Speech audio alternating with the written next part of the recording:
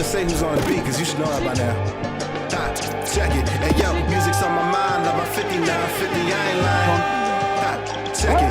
Yo, this ain't a fitted song, this a get with it. Yo, what up? Love it because it is the best thing going today.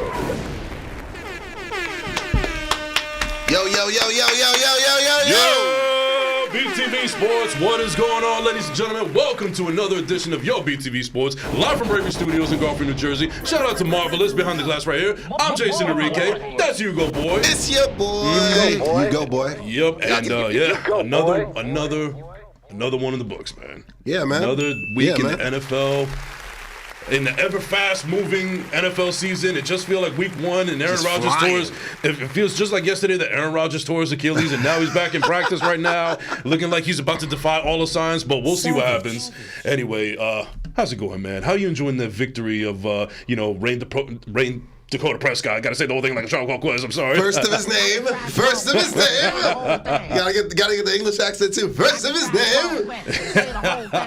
He's the GOAT, man. He's the GOAT. He's killing it. MV Prescott. MV Prescott season. It's Dak season this year. Yeah, but before we continue, I also want to give a shout out to Mongo, who joined us, and also Desmond Purse, who joined us on your podcast earlier this week. That was a stellar show. Why don't you tell the people about it real quick? Yes, that was episode 35. That was the season finale, year finale of the Ugo Boy podcast, live from Bravery Studios in Garfield, New Jersey. So yeah, I wanted to go out with a bang. I wanted, of course, have my right-hand man, Mongolicious, as well as Jason Enrique Iglesias, as well as D Sizzle. Gang's all here. Can I get a Kevin Nash? Hey, Kevin Nash, man. The band is back together. Yeah, it was a legendary episode, man. We hit a lot of topics. We missed a couple because we could only fit an hour, but we got 2 full hours today. We're gonna hit everything today. Yeah, so it was a movie. It was a movie. So go check that out. Streaming on all digital platforms. The audio will be up. I think tomorrow, but the video is up. Clips and reels, they're up. Ugo Boy Media, Ugo Boy 88, all that good stuff. Yeah, man. Nice. All right, so where should we lead it off right now? So I mean, we can start with how about the Cowboys? We can start there. I mean, can we do that? Do we want to get the vegetables out of the way so we can get to the steak and everything? We should. I mean, America's team, we're a little bit of both, with vegetables and steak. You know what I'm saying? So just say, you're Don DeMarco for that. Yeah. I'll give you the savage for that one as well. And why not add a Don Lemon to it? Shout out to Joe Beningo, by the way. Yes, sir. Yeah. All right. Yeah. So let's start off with America's team. America's team. I know there's a lot of haters out there. I'm gonna put the belt on for this one. And I know there's gonna be a lot of haters out there that want to, oh wow, another Cowboy episode. Is that what we're going to? I mean, listen, when you're the hottest team in the NFL right now, this is the duty that we got to do. I mean, listen, this is what it is. The stuff, it writes itself. I mean, we don't come up with this stuff. I know. I mean, they want to say that the NFL is scripted, but if it wasn't, we certainly aren't the screenwriters here. No.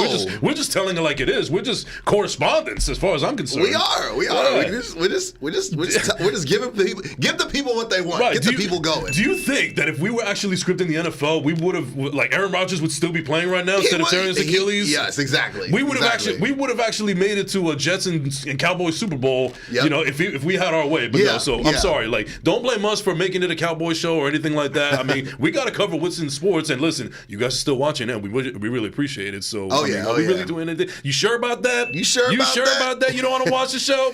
You sure about that? You sure about that? You sure about that? Round of applause for all the subscribers and all the followers. For sure. You guys are great. You guys are continuing to blow up the show. Good job with that. Now we'll get right to it. Let's do it. We'll get right to it. With Rain Dakota Prescott. Rest of his name. You gotta say the whole thing like that. Trial Called Quest, baby. So shout out to Cat Williams, by the way. Shout out to Cat Williams. Shout out to Boondocks. Y'all need to come back. Bring the show back. Aaron Magruder, come on. It's been too long, bro. Get with it, man. Get with it. So man, I've got the belt for a reason because the Cowboys are in first place. A very resounding victory. They should have won the first game, but I don't really live in the should have and if and this, that, and the third. I took the L, took it on the chin with your boy Joel. You know what I mean? It was trolling. Shout out to Joel. Yep. I hope he's watching. I hope he's watching. But I called it before the season started that it would be a split, that we would split the games. Mongo said it was going to be a trilogy. We'll see if that happens. But no, man. The game went. I knew we would play well because we had the extra rest. I knew the defense was going to be dominant because Dan Quinn's unit doesn't have back-to-back bad games. They just don't. They don't. His entire. It's what it is, you know. His entire tenure. And I knew that. So when we played the Seahawks on Thursday Night Football, TNF on Prime exclusively, I knew that the guys were gassed. That was the third game in 12 days, and I understand the Eagles were going through that too. But again, when you're the Super Bowl, when you were the Super Bowl runner-ups, and you've got all this fanfare that you've got a generational quarterback and generational Jalen Carter. We're using that word very loosely. A lot of G words are on the Eagles and their coach and yada yada yada, and they're the shoe-in, the front runner coming into the season of basically they made the Super Bowl like a birthright for Philly. I'm not trying to hear we need the extra rest. We need the extra rest. Like no, you talk to Eagle fans, they would say that they were going to sweep us, and there was this Grand Canyon divide or disconnect between how good they are and how good Dallas is. Correct. Again, they finished 13-4 last year. The Cowboys finished 12-5. We were and we split last year as well. That's right. You see what I'm saying? So I knew coming in that the teams were very even. I knew coming in that at home, especially with the way they're playing, 15 consecutive victories at home. Round of applause for the Cowboys. I think that's a record. Mike McCarthy's in his duffel bag. Brian Schottenheimer's in his duffel bag. Cedarian Lamb, CDYAC, top 5 receiver, and he's not 5. Top 3, and he's not 3. He's in his bag. Brandon Cooks is in his bag. Tony Pollard's in his bag. Jake Ferguson, Baby Kelsey. Round of applause for Baby Kelsey. He's in his bag. Baby Kelsey. Yes. And Rain Dakota Prescott, first of his name. He's rolling, man. He's rolling. The team is playing very, very, very well.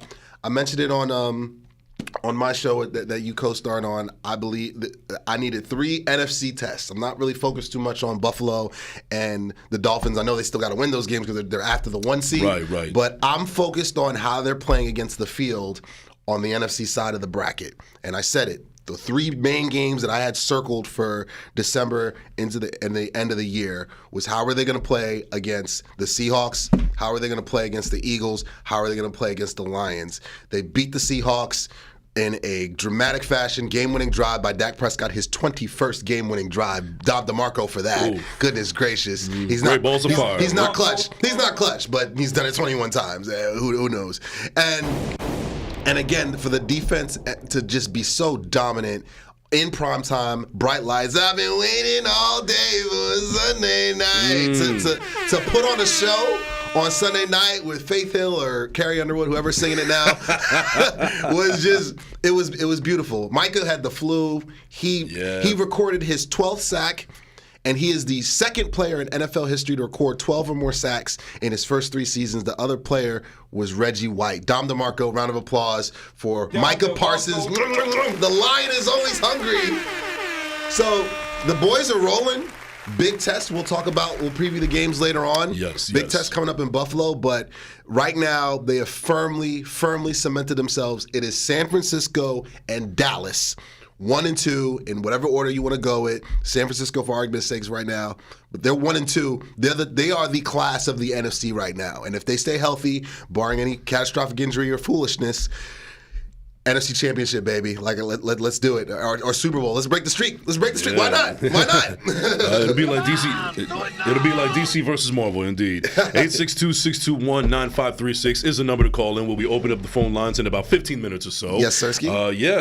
But also, let's not forget, this is we don't usually have to wait too long, apparently, when it comes to Black Friday, which is the dreaded day when NFL coaches lose their jobs and they got to clean house and so on and so forth. It seems like the divorce papers have already been served, signed, and delivered to one Brandon Staley. Yeah. It was a long time coming. Long time. Oh, my God. It was inevitable, though. It was inevitable, but this would have shown franchise malfeasance. I think that's the word right there. Malfeasance. Well done. Well done. If the Los Angeles Chargers actually felt like, you know what, That was a horrible game. We were embarrassed. We feel bad for our fans. We do not want to go out like this, but let's let them at least finish out the rest of the year. But no, shout out to the owners. Shout out to the Chargers for actually pulling the plug. But you know what? They still got a little bit clownish because this is something that should have been done maybe a year and a half ago. Agreed. I mean, like that was, we already know that it was a sign of things to come after that playoff game against Jacksonville. I'd have fired him there. I'd have fired him right there. How do you? That is a fireable offense right there. What was it 21 points or was it 24 or 25? 25 points. You're up 25 points. I know it's the road. Weird things happen on the road in the NFL. I get that, but matter of fact, I think it might have been 30 or 31. It was even worse. We'll check that. We'll check that. But multiple scores in the playoffs, and to blow that game in that fashion with one of those generational quarterbacks, Justin Herbert. Come on, man! Like, what is going on? And we were doing the Ugo Boy podcast, and we were checking the scores, and it was 21-0 by the time we were getting ready to wrap. And then by the time I got home, it was like the third or fourth straight pick six, and it's like 42-7, and I'm just like.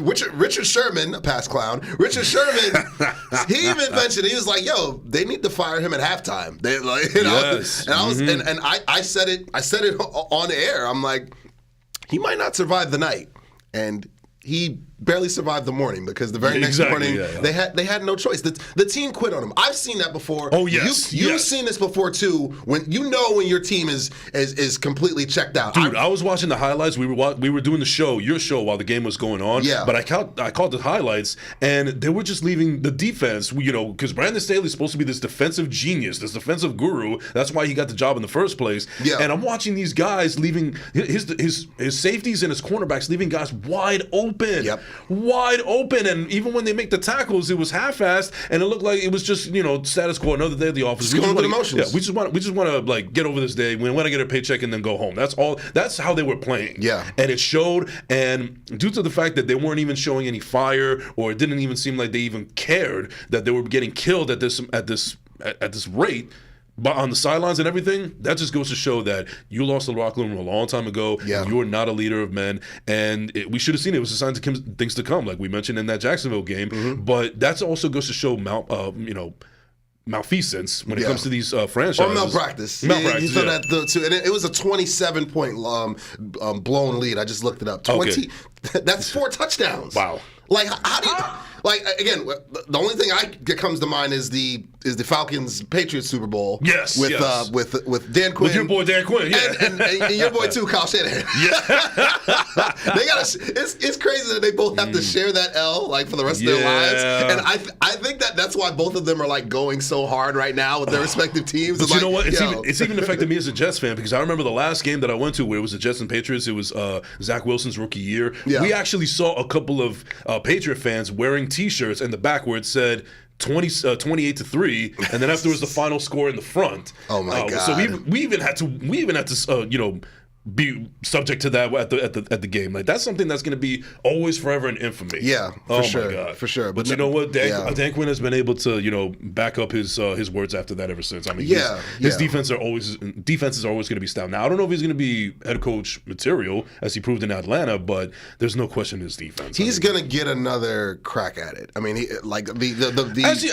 Broncos tried to poach him last year. Yeah, as he should. I mean, usually you should get second chances. I mean, look, Bill Belichick, he did terrible with the Cleveland Browns, and then he went away for a while, then became the head coach of the Patriots, and now he's known as one of the greatest, if not the greatest head coach of all time, even though his last couple of years have shown not to be the case. Yeah. So that's what happens when you draft WAC 100.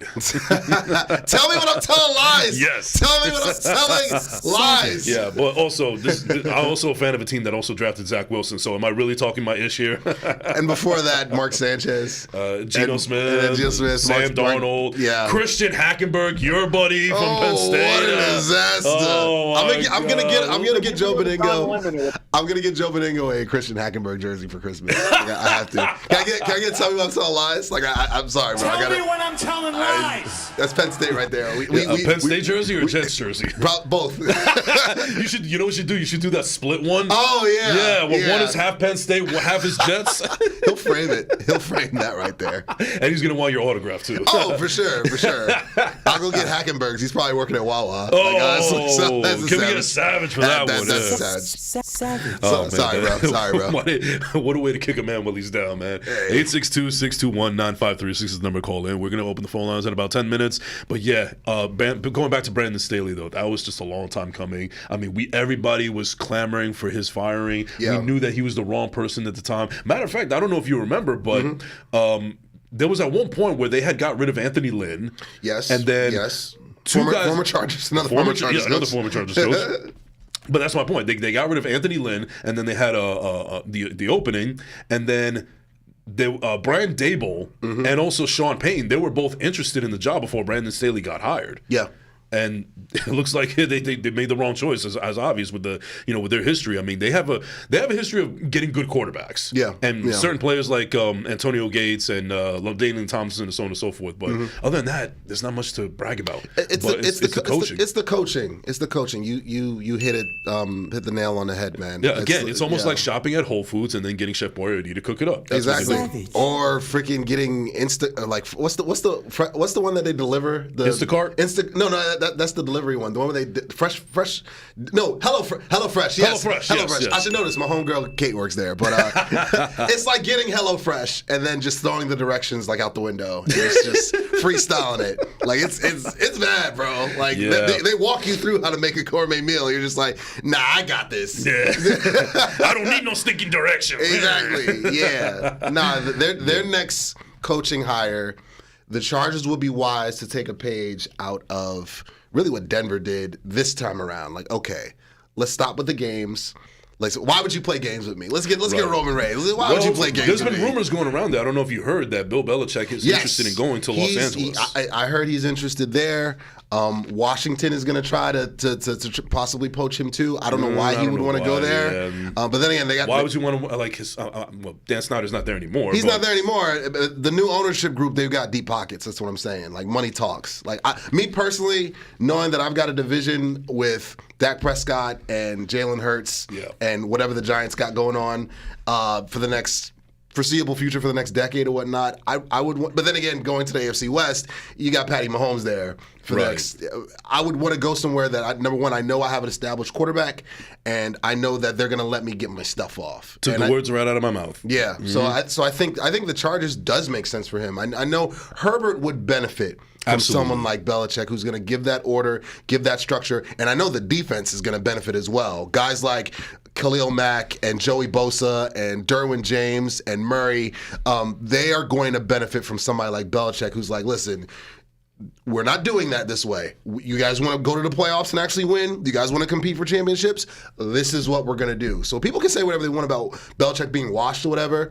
He has whack 100 as quarterback. Like, he doesn't have a lot really going for him roster-wise. And they've had a lot of misses in the draft as well, partly because of him, but partly because of their scouting department as well. Like, he's just the face of it. Whatever the analytics or evaluation process is in New England right now is very flawed. I expect for him, if he does take the Charger job, to put down the iPhone 1, pick up the iPhone 15, get with the times, and start to evaluate prospects, especially on the undrafted free agent wire as well, because those are key to, again, an updated version of what's going on now, because the best teams draft well. Right. They got to get with it. But here's the thing that's interesting too. So not only did the Chargers fire their head coach, but they also fired their GM as well. So they have two openings. Yes. And Bill Belichick's name has been running circles around the Chargers as of right now.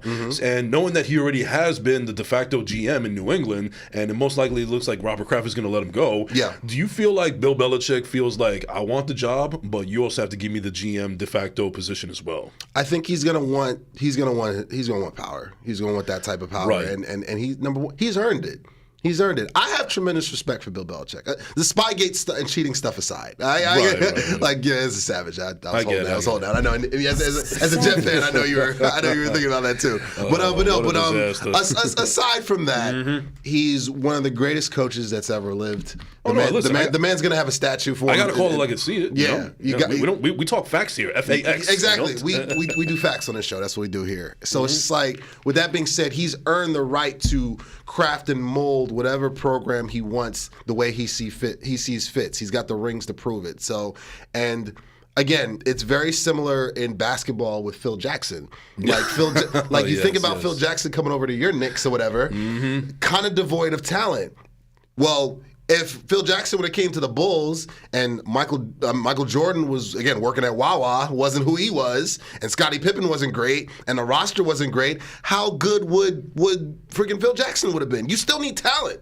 Correct. You can have the best coaching in the world. You can have the best coaching staff, best plays, best analytics department in the world or whatnot. You still need talent. You still need horses. You see what I'm saying? Absolutely. And so I feel like Bill would thrive. He really would if he's given the proper talent and given the ability to, again, get an updated version of what's going on now in terms of drafting and evaluating players. I believe that is ideal for him. I think the Chargers would be fools to not go all in to try to bring him over. And plus, he likes the West Coast. You know? I'll take the West Coast weather over New England weather any day. Trust me. Yeah. And it's indoors. So can't beat that. Yeah, 862-621-9536. Wow, I actually remember as a number now, so we're actually moving in the right direction. There you go. All right. But you know that, especially like he already has that generational quarterback in Josh Herbert. G-word. Justin Herbert, excuse me. Yeah. And, obviously, Kellen Less is not going to be there anymore. Oh, my God. Give me 10 Less. trashes. Give me 10 trashes.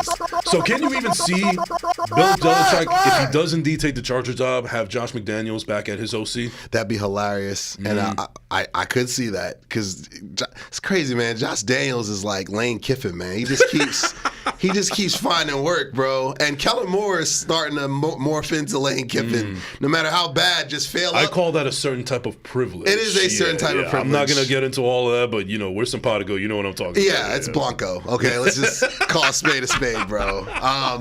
But speaking of Kellen Moore, I think it's about that time for Keep That Same Energy. Yeah, I think it's about that time for Keep That Same Energy. Can I get a Chris Tucker? Can I get Chris Tucker? I need a Chris Tucker. And I need one more Chris Tucker. And one more Chris Tucker. And tell me when I'm telling lies. Tell me when I'm telling lies. Yeah. Tell me when I'm telling lies. This segment of Keep That Same Energy is brought to you by First Class Second Place Podcast. It is brought to you by Ugo Boy Podcast, now streaming. And, I'm also got to give a shout out to this beautiful, delicious beverage of electrolyte. Thank you for following me on Instagram. Definitely want to, we're looking for sponsors. Always looking for sponsorships, baby. Yeah, Yes. and why not keep that same energy with your very own electrolyte? Exactly. You just missed the ding at the end. There we go. Oh man, so let's keep that same energy. Round of applause for Michael Lombardi. Yes, the GOAT. Good friend of mine, friend of the show. Still the host of the GM Shuffle, and me, a former employee of the GM Shuffle when it was on the Odyssey Network. We talked about this in this very room. Marvelous was on the boards. He produced that episode.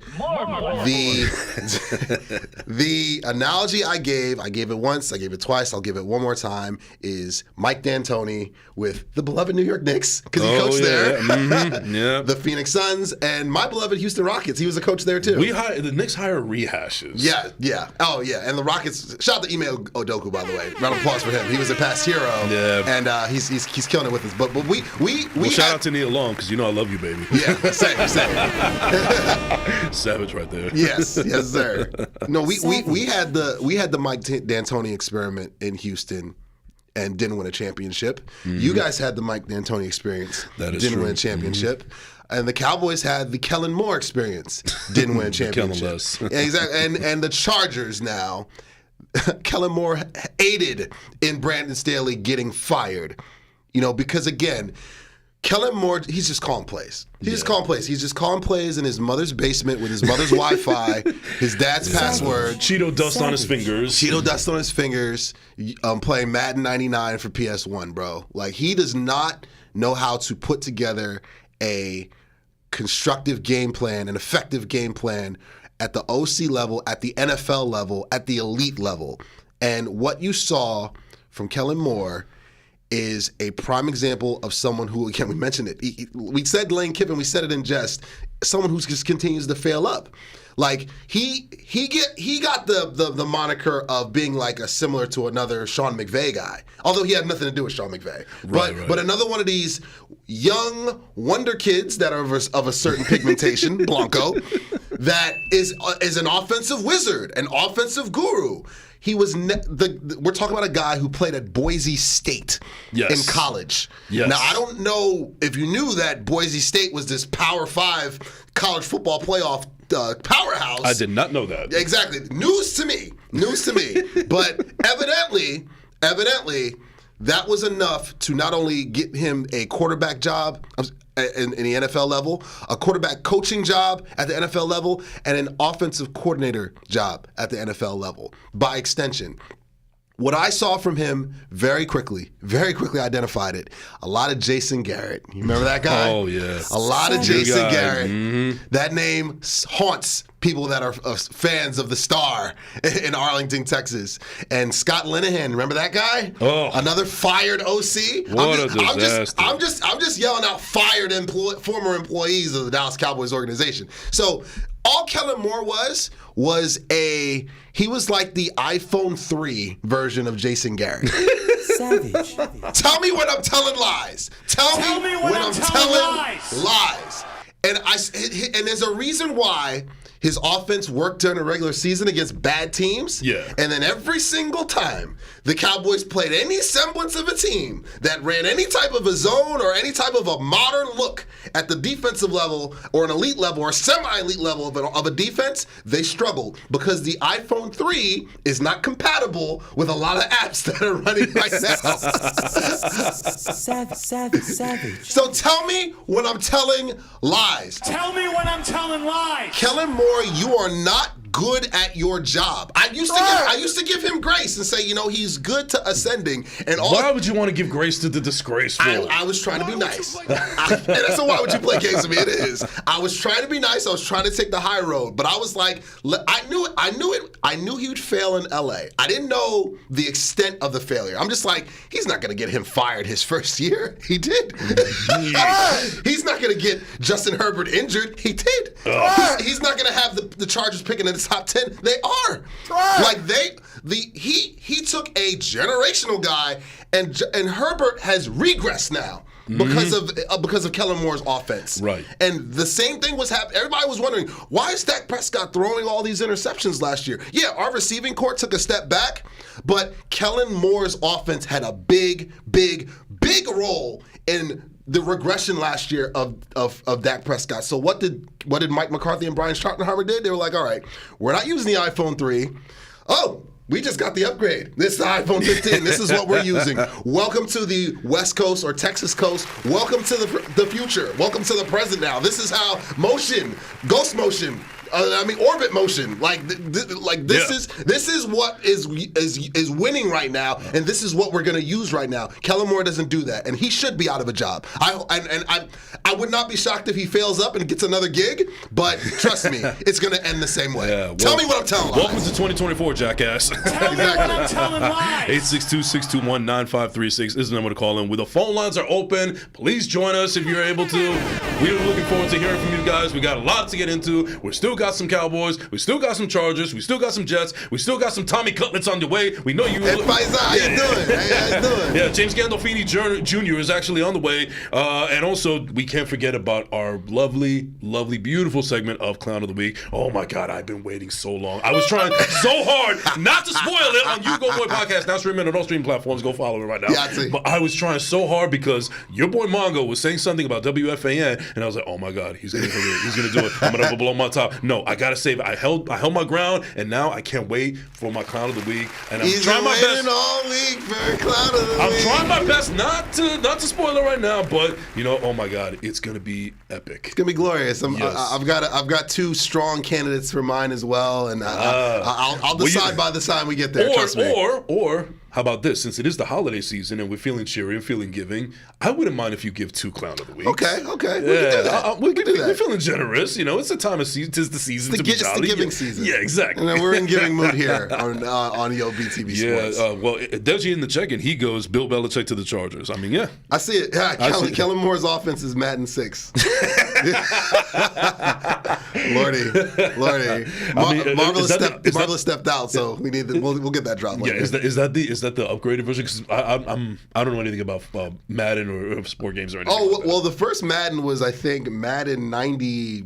I think it was not 92, which for Genesis I actually had that one. So that's what Kellen Moore's using. Yeah, he's using either that one or the first one I think was either 91 or 90 or 89. It was one of those 3 years. That was the first one. No, he's on that. He's not on Genesis. He's on Joystick or he's on he's on Tecmo Bowl. If you remember that.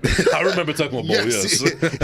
He still thinks Bo Jackson is like unstoppable. It's like, yeah, if I just throw the screen pass on 3rd and 30, like I'll be good to go. Oh man, yeah. 862-621-9536 is the number to call in. But yeah, keep him with that same energy, man, because you're coming out with fire today, man. But you know what? I was waiting on that one. I mean, but what's new? You always bring it. Whether it's on Ugo or when you do on Yo BTV Sports, and when you're on, coming on First Class Second Place very soon. I can't wait for that one. Oh yeah. But yeah,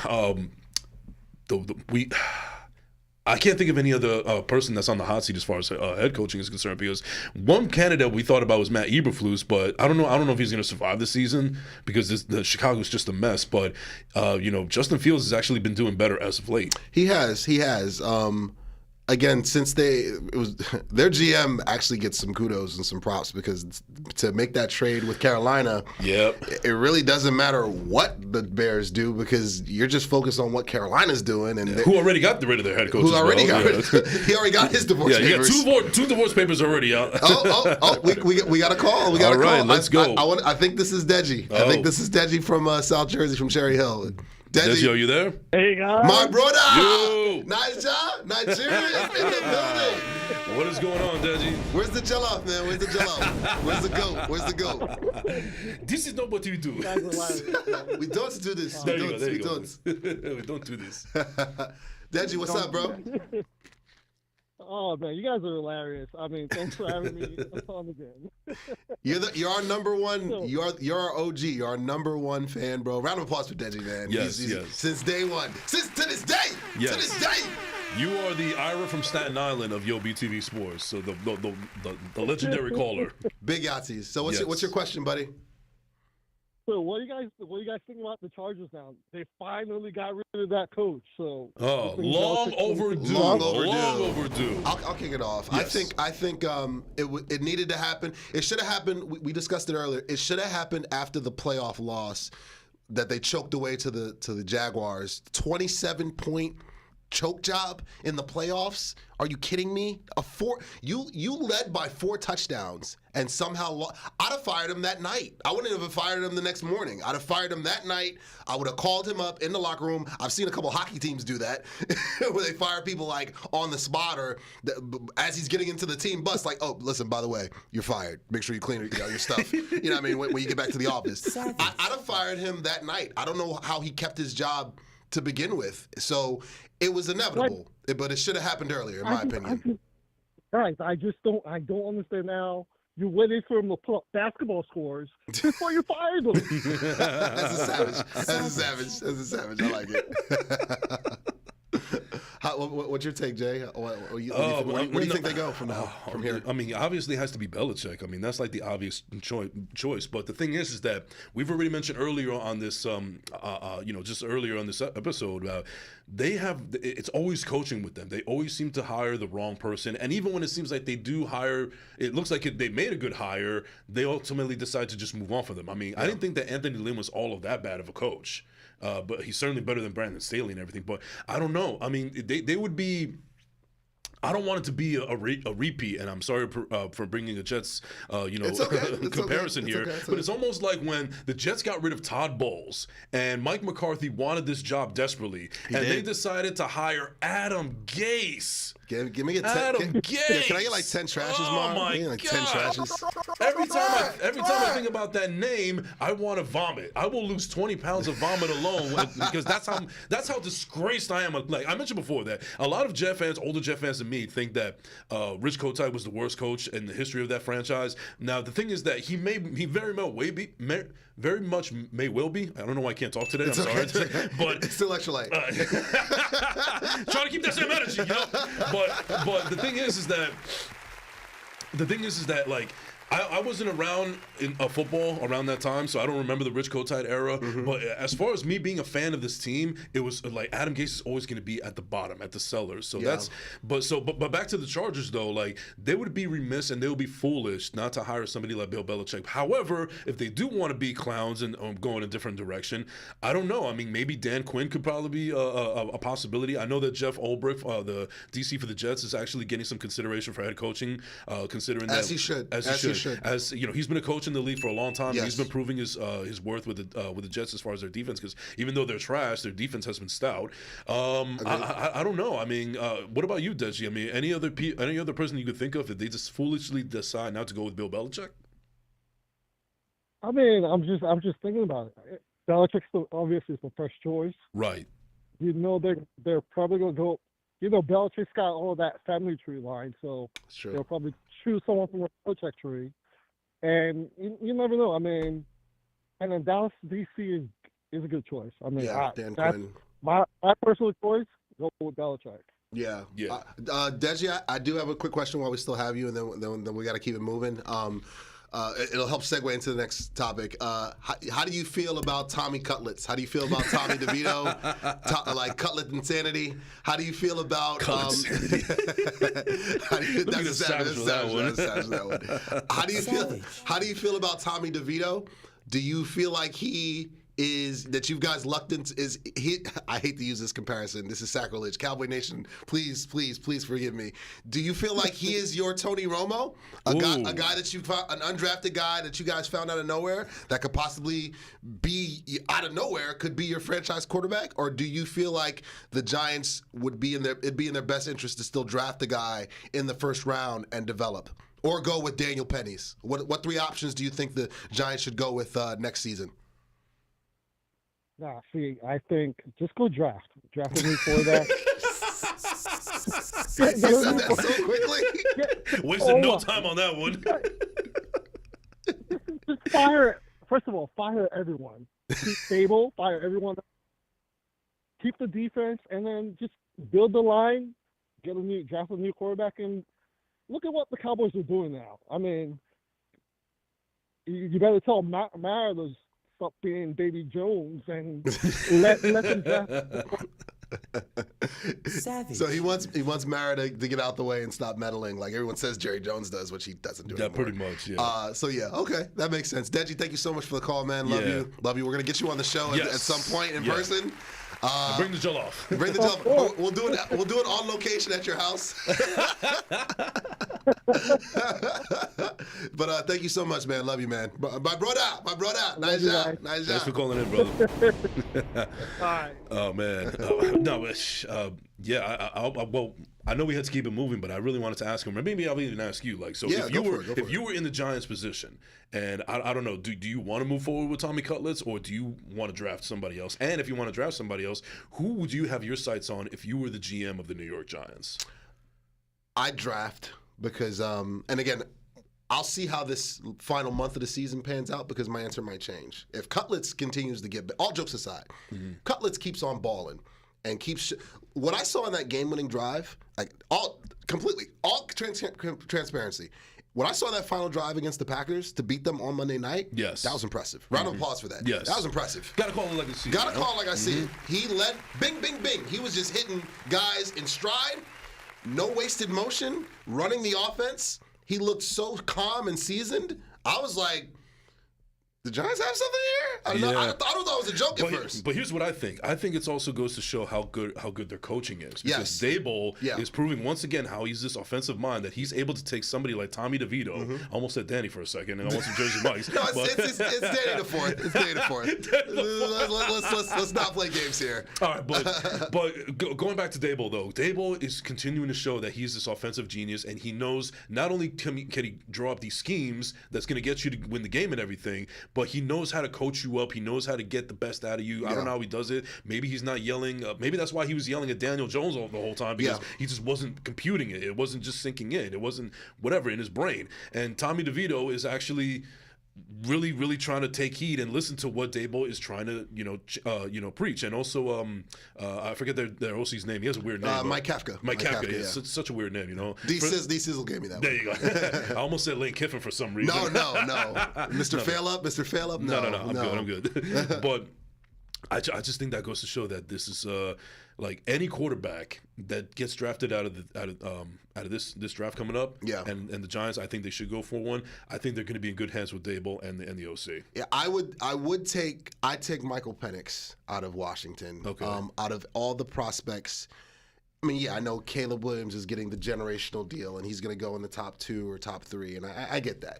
We'll see if that pans out. With me is I got to see it. Yeah, Caleb Williams looks like he hosted the Free Gents podcast live at Breakfast Studios, by the way. The guy's he's got more Wendy's commercials than wins right now. It's like, bro, I got to see. I want Put down that Baconator, bro. Yeah. Like, bro, junior bacon cheeseburger or touchdowns? Like, what are we doing? But no, ironically, Cutlets is making them touchdowns, though. Cutlets he's cooking. He's cooking with olive oil. This is savage. Right there. But no. Michael Penix to me has been the most impressive of this draft class. I was a fan of Bo Nix. I've seen a couple more of his more recent games, including the Pac-12 championship game. Man's looked roughed. He looked rough. It was like Rough McGruff, like Chicago, Illinois. It was not fun to watch. But Penix, to me, has been from where he was at Indiana to where he is now. I have seen this guy grow, mature. He understands coverages. He's got the arm. He's got the accuracy. He looks the part. And if he gets with the right OC, man, mark my words, he's going to be the best of this draft class. And that's including Mr. Baconator, right. Mr. Baconator, Caleb Williams as well.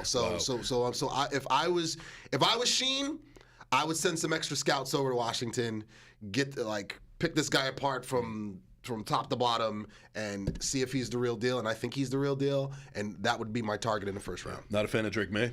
No. I just see another Sam Howell. I just see another Daniel Jones. I do. I'm just going to stick with the Carolinas and the ACC. I don't trust ACC football. Aside from Deshaun Watson, bro. I don't trust ACC quarterbacks. And Trevor Lawrence. Yeah. Mr. Generational. He's in the club. You know what I mean? You know how I feel about these G quarterbacks. Yeah. So it's like, hey, it is what it is, man. What you do?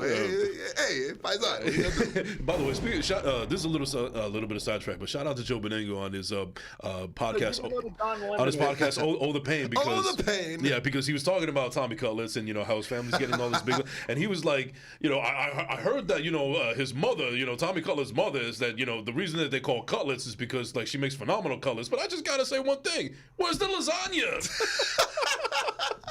Where's the spaghetti and meatballs? What's going on here? Give me 5 Joe Benignos, man. Give another Don Lemon. It's a goat, man. We gotta get him. We gotta get him on this show. Him and Kenny in Staten Island. Facts. Yeah, we want to make history. We want to make it an epic. Yes, but no. But anyway, getting back to the task at hand, though. I mean. Again, this is all very Linsanity-esque with Tommy Cutlets right now. Yes. I don't know how sustainable it's going to be. We'll find out this month. We'll find out this month. Yeah, we will. Because here's the thing also. The thing is that, remind me if you can, but has Tommy really faced any quarterbacks that was almost kind of similar how Jeremy Lin, people kind of took Jeremy Lin even more seriously after he beat Kobe and the Lakers in that game, and that kind of solidified Lin's sanity for what it was at that time. I don't feel necessarily that Tommy DeVito has been in a situation where he has to face an elite quarterback, a seasoned quarterback that's going to be in a Hall of Fame one day, like a Patrick Mahomes or a Justin Herbert or a Josh Allen or anything like that. It's not until he faces a quarterback like that I can actually feel like this is a little bit more than Linsanity, or just it would solidify it a little bit more, because he's faced against Jordan Love. I can't think of any other person right now. He didn't start against the Jets, but that wasn't a great game from either sides at all. No. So Tommy is looking good right now, but do it against a legit NFL quarterback. He threw 3 touchdowns on the Washington Commanders. I'm sorry, the Commodores, led by Lionel Richie. That's savage. That's savage. Running with the wind, baby. Yeah. Running with the night. Running with the night. All night long. I know that was him solo, but no, the best quarterback. The Commodores. I love that one. That's no savage. I'm sorry. Savage. The best quarterback he's faced has been Rain Dakota Prescott, first of his name. Yeah. And that was his. That was his first start, believe it or not. And he didn't really look. Didn't really look too hot in that one. But again, it was the Cowboys defense they was going against for real. Can you pull up their schedule? We can see who. Absolutely. I know he plays Mr. Generational down in Philly. I know he plays him twice. Right. So that'll be a good litmus test for him. Yeah. So they got Derek Carr. Is Derek Carr even playing anymore? Well, he's healthy. He's been banged up, but he is healthy again. He'll be playing. So. All right. So Christmas Day will be a real test, because they go against the Philadelphia Eagles and against that Mr. Generational, against that fullback or quarterback, Jalen Hurts. Your words. Oh, now you want to lay off him after you did all that on You Go Boy podcast, now streaming on every platforms? I mean, Philadelphia, those people know how I feel about their team and their city and their quarterback and their fullback. They know how I feel about them. All right. So continue. Okay, but all right. So after Christmas Day was against the Philadelphia Eagles. They also got the Los Angeles Rams. That doesn't scare me. Okay, at Matt all. Stafford. Yeah, and then finally they close out the year again with the Eagles. Yeah. So the first one is at Philadelphia, and then the last game of the season is home at MetLife. Well, I shout out to I Might Snap from Burlington, New Jersey. He's my personal photographer. I'm actually going to see him in a couple hours on set. Nice. All day shooting a new video with my main man A1 Vision. Shout out to A1 Vision. Round of applause for A1. Do we have any like cashbacks or registered noises? Because you get in this paper right now, man, with all the hustling. I'm trying, bro. I'm just out here. Just doing the best I can, man. All right, let me stop kissing your ass and keep going. It's the hair. I'm trying to compete. Trying to compete with the Tresemme deal that you got going. Ooh la la. Definitely get a sound for that one, man. But no, I think that. I really believe that Tommy DeVito is going to win one of those Philadelphia games. I definitely think it's going to be a split. Yeah, I think it'll be a split because the games are too close to each other. Mm-hmm. I don't think he'll win the Philly game, the one in Philly. The refs, the refs aren't going to allow it. No. let's call a spade a spade. Yeah, tell me when I'm telling lies. Like Philadelphia refs, like come on. Tell me when I'm telling lies. That finale at MetLife. Don't be shocked if it's similar to that Packer game where they need a field goal at the end, or they need a touchdown at the end, or they need a stop at the end, and the Giants, quote unquote, shock the world. But again, it's an NFC East game, so it's not really a shocker to me. But I think that I think Tommy Cutlets is going to show us, like we had discussed earlier, in this final month.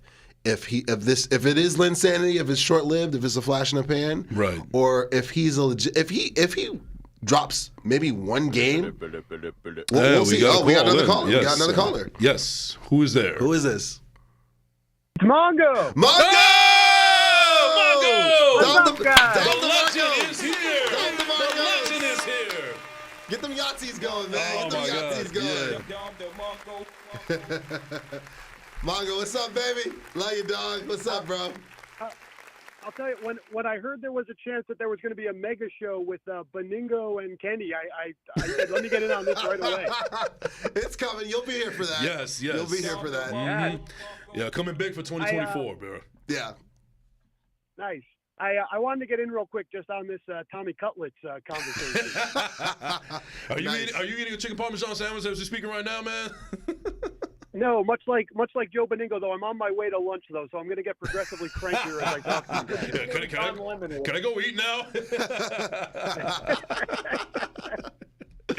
Anyways, Go for it, buddy. Sorry, I just wanted to add, in addition to who he's played, you got to remember a lot of people are comparing him to Daniel Jones in the start of the season, but the thing is, now you have a healthy Andrew Thomas, you have a healthy Saquon Barkley, maybe even most importantly, you have an unhealthy Evan Neal, so he's not dealing with that fiasco. True, facts. And so for Giant fans who say, "Oh, we have something here," you got to remember, you really don't know what you have until you see this guy face adversity. And there's a reason that he wasn't particularly a highly touted quarterback.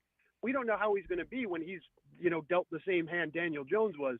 So, yeah, even if he steals a win against the Eagles with what this team, is and fully can be, I still wouldn't trust him for a minute, if they were dealt, what they were dealing with in, week 3, week 4. Remember, this defense is getting better. You have Kayvon Thibodeau now, breaking records for sacks. He was basically being, threat to being benched earlier in the season. Facts. They're a totally different team. If he had done the whole season, he wouldn't have even made it this far. Oh, Don DeMarco for the Mongolicious one, the Mongol one, the bearded one. You want to get him for the baseball talk real quick? Yeah, perfect. I think we want to segue into the baseball anyway, because there's a lot going on right now with the winter meetings and Shohei Ohtani, one of the biggest news stories in the world right now as far as sports is concerned. All right, let's do it. So Mongo, we'll hit 2 points while you have it. Hope you cleared your schedule. The first one. Yankees trade for Soto. Me and you, we were right on it. We were texting back and forth about it. Great first step. I said it for weeks and months on this show and even on our show as well. If the offseason did not start with Ohtani or Soto for the Yankees, I wasn't interested. We get Soto now. What else is next? What's next for the Yankees? What do they have to do? Because to me, they're still a third wild card team, barely, even with Soto. What's next for our Yankees? What do they have to do to start making up ground in the AL East and hopefully catching the Texas Rangers? I wish I had a better answer for you, because it's the number one answer on the Family Feud board, but it's Yamamoto. I mean, you need one more pitcher. We all know what it is. I'll just be the first guy to say it. But I also think very, very sneakily here, the third move already happened. This Alex Verdugo trade, got completely lost. I was just thinking that. That went way flying under the radar. Yeah. But aside from being a very good player, he gives us something that we have not had in a while, which is a clutch dude and a consistent dude. He's there every single day, and he seems to be at his best 7th inning on. And, for a guy who's going to be tasked with, him and if Anthony Rizzo can see the ball again this year, guys who are going to be tasked with being behind Judge and Soto. That's a bat I like a lot, being in that sort of, 4 through 6 in the order. Nice. Wow. Now, by the way, by any chance, staying on with the subject of Ohtani real quick, did you hear this news story that there was an old Kobe Bryant video that was recorded in 2017 trying to recruit Shohei to the Dodgers that actually sealed the deal for this one? Yeah, I saw that, and it's funny. I wouldn't believe it if it was anyone other than Kobe, because Kobe probably had some sort of subconscious undertone going on that only he knew about, because he seemed to know things nobody else did that hypnotized Ohtani while he was watching that video. So I will never discredit anything anyone ever says about Kobe Bryant. That's true. I just thought it was a really cool story, because it wasn't. I don't think that it was put out there more often as should have. But that just goes to show the legend and the power of Kobe Bryant right there. And but also, like, it seems to be transcended to Ohtani a little bit, because I feel like I also, there was reports that the reason why Glass now is a Dodger is because Ohtani recruited him as well. That's true. Although I do need to say, if I was there this week live, not to step on your toes here, but my hero of the week would definitely be the Tampa Bay Rays, because if there's one way to ruin a good thing, it's make a trade with Tampa Bay. They know something we don't, and I can promise you that's gonna be a disaster for the Dodgers somehow. Really? Either this Joey DeLuca guy or whoever that second guy was in the trade is a future MVP, or something's up with Glass now. But you just don't trade with the Rays. I don't know why the other 29 teams haven't figured this out. That's a savage. Well, That's a savage. I just feel like the Dodgers are being the new evil empire. I mean, they're trying to get up there as the evil empire status as the New York Yankees. I mean, they're acquiring all these these players and so on and so forth. They already have Mookie Betts. They already have Freeman. Yep, Freddie Freeman. So it's going to be. It's going to be one of those seasons where it's very Yankee-esque for the Dodgers. Yeah, they have something to prove, especially due to the fact that they still have a little bit of a sour taste in their mouths. That the only reason that they won that 2020 championship is because it was a COVID year. Yeah, and they're like the evil Empire West. Yeah, exactly. That's their goal. Mongo, real quick, are the Dodgers the odds-on favorites to win it all next year? Because it looks like they're loading up. They're absolutely loading up. Or do you like Texas? Do you still like someone else in the NL that we don't know about? Who at this point, because we are going to preview obviously the MLB season on here and as well as on the Ugo Boy podcast, streaming on all digital platforms. Who's the favorite? Is it the Dodgers right now? Is it championship or bust for the Blue Men from the West Coast? Well, I think it was Des who said it on our show on Thursday. I'm going to steal a line from him. One of us said it, but I'm going to give you the political answer, and then I'm going to give you my answer. Just mathematically speaking, yeah, the Dodgers have to be the favorite at this point. Like you just alluded to, you put Betts, Freeman, and Ohtani next to each other in a lineup, and I mean, how can that not be what everyone thinks is an unbeatable combination? That's true. I definitely question their pitching. We know if they do bring back Kershaw, we know what Kershaw can, or more frankly, can't be in the playoffs. That's true. You don't have Ohtani's arm yet. We don't quite know. We assume Walker Buehler coming back will be normal Walker Buehler, but we don't necessarily know that. So we'll see. Can Glasnow stay healthy the whole season? So we'll kind of see how their pitching pans out. But I'll tell you, by the time we're actually doing our episodes, and if I was betting right now, watch out for, I know they're a big team from last year, but watch out for the Atlanta Braves. Yeah. And aside from being a really good team last year, they very quietly made some circus-looking trades this offseason where they sent about 6 guys to the White Sox and the Royals for they got Aaron Bummer, which I like, good lefty reliever there. Good lefty. But then they got Jackson Cower, and they used Jackson Cower to get 3 guys, and then they traded away those 2 guys to get more guys, and they traded away those guys, and they effectively just it looked almost like a drunk fantasy baseball player. But what it did was it freed up some space, and add in all the free agents they have some room to work with. They're a team anyone would want to go play for. They have some young studs to play with, and don't be surprised if for a team that seemed like they were just going to run it back, I think Atlanta's going to make some moves here. And for a team that was already knocking on the door last year, don't be surprised if they're either in the discussion or even, 1A, 1B with the Dodgers by the time we're doing our pre-shows. Oh, Right. yeah. Now, Mongo, also, sticking with the Yankees for a little bit. So everybody is crazy about the whole Juan Soto acquisition, and, they got Stanton, they got Judge, and so on and so forth. So it looks like they're going to have some baby bombers possibly this year. However, I still don't look at this as a championship caliber team because looking at the pitcher rotation right now, it's Garrett Cole, Carlos Rodon, Nestor Cortez, Clark Schmidt. I'm sorry, but that's not winning you a championship anytime soon. Last time I checked, there needs to be a 5th name there. I mean, it starts with the fact that they just mathematically don't have it. And again, I mean, if Clark Schmidt's your 5 and Yamamoto's your 4, actually, let's be real, Yamamoto's probably your 3. Yeah. Yes, absolutely. It's a totally different. I like Clark Schmidt. I like Will Warren, and I think there's a chance he gives us some starts this year too at some point. But the truth is, What about Clay only Holmes? young arm to start, you mean? No. As far as far as the bullpen, you got Clay Holmes, you got Jonathan Loaiza, Tommy Kahnle. Keep this cap. I like what our bullpen has. Steve Vasquez was, and Ugo, you know this. I'm the biggest Randy Vasquez fan out there. Yeah, you are. He's the only one who I thought was truly plug and play ready, mostly because of how well he seemed to play in more competitive situations. His splits, majors versus minors last year, was ridiculous. He clearly liked being a Yankee. And so, if they could, as much as I think they completely stole the Padre trade, I would have almost rather they move a Schmidt or a Warren to Vasquez just because we knew Vasquez could handle New York. So they can't be done. I don't think they're done. I'm with Ugo. If they are done, the team clinging on for a playoff spot, especially again because no reason to think that LeMahieu won't be a dead bat again. Rizzo, hopefully healthy, he can still actually see the ball, but These are guys who are just 1 year older, 1 year closer into this, in this monotony. We knew this. We talked about this last year. The Yankees can't do a whole lot with order. They're stuck with about 5 of these guys.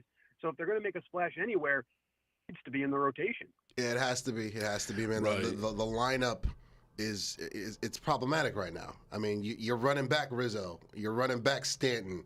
You're running back LeMahieu. Gleyber Torres. You're running back Gleyber. Although I don't mind running back Gleyber. Gleyber had one of his best seasons of his career last year. But how sustainable is it? I mean, let's just go compare what you got from Gleyber compared to what you got from Stanton and Rizzo and everybody else in the retirement community. DJ LeMahieu. Yeah, exactly. Yeah. Like I'll take Gleyber's production any day of the week. I think the Soto bat helps. It does. But I'm with Mongo. The rotation needs more. The lineup needs. They need to figure out how to do something. I've been saying this for the longest, and Mongo was lockstep with me. They need to figure out what the hell they're going to do with the Stanton contract. Like, are you just gonna eat it? Are you just gonna write it out? Are you gonna pull an A-Rod? What are you doing with this contract? Because this albatross of a contract to me is holding them back from doing a lot. And I think a big reason why they're stuck in where they are with this third wild card is because of that contract. In my opinion. Yeah. In my opinion. Mongo, how do you feel? And we'll bring it on home. I'm with you 100%. I said last year, the big problem, why the only reason I'd want to be a Met fan right now versus a Yankee fan is Mets have an owner, face his mistakes. Yankees refuse to do that. I mean, the Mets admitted, okay, this is not the right combination, and they bought themselves out of trouble. Steinbrenner will not just make the money that needs to be there. I mean, remember, his dad literally used to pay to put hits out on people. He used to pay to hire spies to investigate people. Like, tell me when I'm telling lies. Hope the feds ain't watching. when I'm telling lies. Hope the feds ain't watching. They are. It's baseball. So, and I'm hoping Soto is the sign that we are back to a point where it doesn't matter how you're spending the money, if it's towards victory. Addition by subtraction is the method. It's a valid method, and Steinbrenner's going to have to learn that because, I intentionally didn't even mention Stanton. I try to. Maybe was about the closest I can get to saying these names without throwing up. And then you guys said the rest. It's a savage. Savage. Mongo chose violence over the phone. Need to buy out. I picked up the phone and chose hate today, but chose violence. But I need to see somebody get bought out because the problem is with if you do the math here, they lost 3 young pitchers in the Verdugo trade, 3 in the Dodger trade, 4 in the Rule 5 draft. They lost so many young arms. Original strategy of we can attach young guys to these contracts on now because you're pretty much out of hitting depth. You're going to have to use that hitting depth to replenish your pitching. Agreed. So the only thing you can do to get rid of these contracts is to effectively say it's a whole lot of money is our problem. And I hope Hal does that. Until these contracts organically expire, otherwise we're just the bottom half of this lineup is a nightmare. Agreed. Yeah. Also in the check-in, Sports, Music, and Culture says Dan Le Batard called this when the Yanks got Stanton from Miami years ago. Yeah. They sold us a bill of goods, bro. Oh yeah, they're like a freaking slick back car salesman. It's like, you know what? It's got 500,000 miles, but it drives like a dream, baby. Like, they got us. But Mongo, love you so much, dog. We gotta keep the show moving. Yeah, round of applause for Mongo. Absolutely. Mongo, you're a legend. I wish we could talk to you for hours and hours, but we much appreciate it nonetheless. No worries. Love you guys. Plan to be there in the future. Have a great Christmas, New Year's, everything you guys celebrate. I'll see you in the new year. Thank you, brother. Thank you. Can I get a Kevin Nash? Kevin Nash? The band is back together. Yes, Sirski, man. Yes, it will be. Yes. Guys. All right, later. All right, man. Have a good one, buddy. Oh man, but yeah, even that was a good point by Sports, Music, and Culture. Even though Dan Le Batard is another person that makes me vomit every time I mention his name. I know you're not a big fan of him or Stugatz or a lot of those guys. or even Jimmy Fallon. You love Jimmy Fallon. Get the hell out of here. Anyways, let's keep the show moving. Let's keep it moving. So we're in hour two. Yeah, so I'm also looking in here like the whole conversation with Zach Wilson. Going to bring it back to the NFL. Yeah, sure. Yeah. So Zach Wilson had the best game of his career. I mean, I don't think it's hyperbolic. I think that it is. I mean, he did what he did. The only problem was that it wasn't an entire game. It was an entire half. It was an entire half where I can't believe I wasted an entire first half where nothing was happening between either team. I felt like I was watching Rutgers against Army or Navy. That's what was going on right now. But going back to Zach Wilson, this is unfortunately where the Zach Wilson truthers are going to come out of the woodwork now because I told you, Zach Wilson is the guy. You sure about that? You sure about that? Oh my God! Sure about that? I was waiting for it. But listen, one half of a trash game does not wipe away all of the stink that was the previous 2.5 years. When you already got benched twice or 3 times, possibly. I done lost count, bro. Yeah. 3, 4. But one thing, out of respect to Zach Wilson, though, I will give him this. I thought what he did was actually pretty savage of him. When DJ Reed, he was talking to the reporters and he said that Zach Wilson said, "What's the worst they're gonna do? Bench me again?" So that was a self-out right there. So he's absolutely right. I mean, he's already benched a couple of times, but I think that's why they finally let him do his thing, open the playbook, and so on and so forth. But you know what? It's a little too late right now. I mean, you at this point right now, Zach Wilson just needs to build up his resume because it's a foregone conclusion he's not going to be with this team next year. This is clearly Aaron Rodgers' team and whoever else they decide to draft, or hopefully finally get an actual viable backup quarterback like a Jacoby Brissett or something like that of that ilk, of that nature. Because one of the things that I have trepidation about next season, I hope that Aaron Rodgers stays healthy, but you never know. I mean, it's like between the broken thumb 2 years ago and then the Achilles injury now, and him possibly coming back for the Commanders game. Oh, what a disaster! I don't know. I mean, listen, it worries me, man. I'm worried about the health of Aaron Rodgers, and especially Joe Douglas has to do something about that offensive line, because at the end of the day, I don't care who you put behind center, you're not going to win many games with that offensive line. You guys should have never got rid of Mike White. I never wanted to get rid of a Mike White. I stand on that. Yes, we should have gotten rid of Zach and then kept Mike White. But, Joe Douglas had to justify Zach Wilson because he was the second overall pick. Yeah. And Woody Johnson, he's good friends with Zach Wilson's uncle, who's the owner of JetBlue. We all know how it goes. Yeah. It's politics at the end of the day. That's all it is. Yeah, and politics is, what that gets you? Missing the playoffs for damn near 13 years. 13 years. This is our 13th year. I mean, technically, we're still kind of mathematically alive, but come on. We know. I hate algebra. So don't even try it. We don't do that. We do not. Don't do that. We don't. One more chat. Don't do that. I'm just. You're a champ. You're a legend, Mark. I'm just saying, man. You guys should have never got rid of Mike White. I'd have brought him back, and of course he goes to Miami. Of course, out of spite. He goes to Miami. In his defense, a little bit, he grew up in Miami, and he's a Dolphin fan. But it's still in the division, bro. Like, come on, like that aside, man. He knew exactly what he was doing, man. It's just like in Madden when you don't re-sign a player. And they sign with like a divisional rival or whatnot. Everyone knows what's going on here. Vibes again. Yeah, Kellen Moore vibes again. Exactly. PTSD. So I think your quarterback of the future isn't on the roster. No, it's not. Zach Wilson, his resume is on Indeed. He just updated it with the Texans game. Mm-hmm. Like we all know this.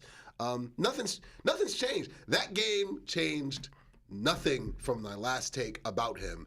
He needs. You guys need to draft a quarterback in the first round, not the second round, not a middle round project development. No. In the first round, with your first selection, it should be a quarterback, and then you should trade back into the first round and get an offensive lineman and sign 2 more offensive linemen. Right. Or hell, your first 3 picks. Hell, your first 4 picks. Yeah. Make them offensive linemen, because your issue is quarterback of the future past Mr. Peyote, past Mr. Pfizer, and offensive line depth. Those are your 2 biggest glaring issues and deficiencies right now. Not the defense. I agree not the with defense, you. The O-line, and the quarterback position. I agree with you, but the wild card here is that Mr. Peyote that you're talking about right now, man, Aaron Rodgers, because there's a lot of people that are saying that a big reason why Nathaniel Hackett and Robert Saleh still have a job, even though like Nathaniel Hackett is the biggest question mark, is because it's because of Aaron Rodgers. They're still there. So how much how much clout does Aaron Rodgers have with the organization? A guy who has done pretty much nothing for this team so far. We got a Hard Knocks deal, and we got 4 players out of the regular season. That's all we got out of Aaron Rodgers, and probably more primetime games that we should have more than we should have gotten, more than we deserved. Now, I'm not surprised that they're flexed out by now, but that's all. That's the only contribution that Aaron Rodgers has done for the Jets. I mean, why should they hold themselves hostage only for what they want to do? Because going back to your point, all common sense says that they should draft a quarterback in the first round and then build up that offensive lineman. But what if Aaron Rodgers, who apparently has the entire organization by the cojones, why do I feel like he's not going to allow them to draft a quarterback in the future, at least in the first round? Maybe in the 5th, 2nd, or 7th round or whatever, but because one of the things that he had problems with in Green Bay is that they kept on drafting defensive players in the first round and never getting him another wide receiver like they should have done this past year with the Jets. I just think instead of getting Will McDonald, who I don't think is a bad player, but they missed out on I forget his name because he has a huge, long, confusing name, but that wide receiver out of Ohio State, I think it was. Jackson Smith and Jigba. There you go. Yeah. I mean, that was right there for them. It was there for the taking, and it would have helped out Garrett Wilson a tremendous amount. Yeah. But no, they decided to go with Will McDonald, who's apparently doing parkour. So that's savage. You're sitting on that one. No, I mean, let's just get this out the way right now. If you guys allow Aaron Rodgers to LeBron James your front office into the ground, that playoff drought is going to be a lot longer than it already is, because that is not a sustainable business model whatsoever. No. He doesn't want to play past next year, all right? It is common knowledge. Everyone knows it. He knows it. Your front office knows it. Pat McAfee knows it. ESPN knows it. Faux Sports knows it. CBS Sports knows it. NFL Network knows it. Adam Schefter knows it. He's not playing past next year. So with that being said, it would behoove you guys to take a quarterback as soon as possible to develop him. Yes. If you guys don't, you're preaching to the choir. Bro, if you guys don't take a quarterback, let's get in the matrix here. Take the green pill. All right. You guys don't take a quarterback this upcoming draft. What is the plan after he leaves? You guys gonna try to convince the Dolphins to trade you back Mike White? Or do you guys want to go over to Arlington and call up Jerry and be like, hey, Trey Lance is looking pretty good. What do you guys want to do? You want to make that deal? They would do that too. That's the crazy thing. It's so Jetsy, and why would they? Right now, Trey Lance is in the community college developmental program of the Dallas Cowboys. He had to go to quarterback school. I'm not even exaggerating this. When we traded for him, Mike McCarthy even said he was like, mind you, he's like what, in year 3? Yeah. Mike McCarthy was just like, yeah.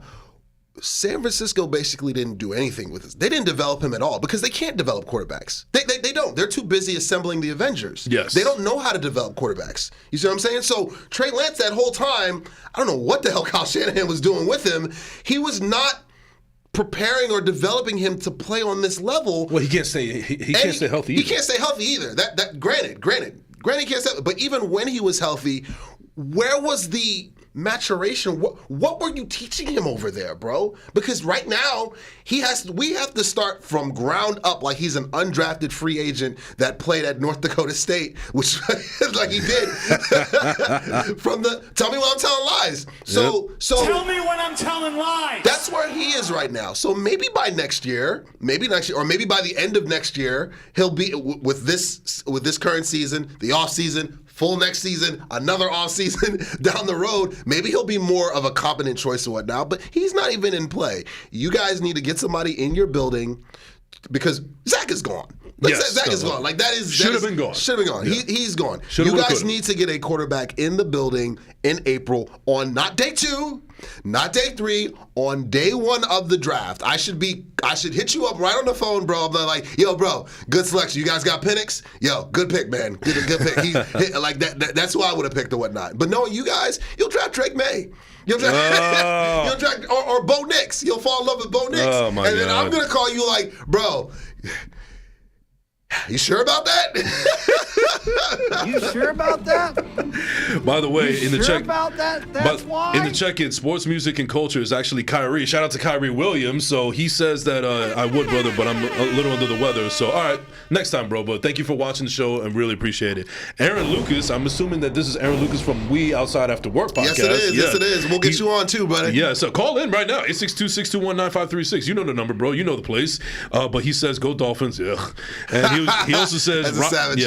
Robert Saleh is going to keep his job because this defense is doing their part and injuries affect the offense. Sitting with a customer. Oh, yeah. He's at work. He's at work right now. Shout out to Aaron. We're going to definitely get you on the show. Yes.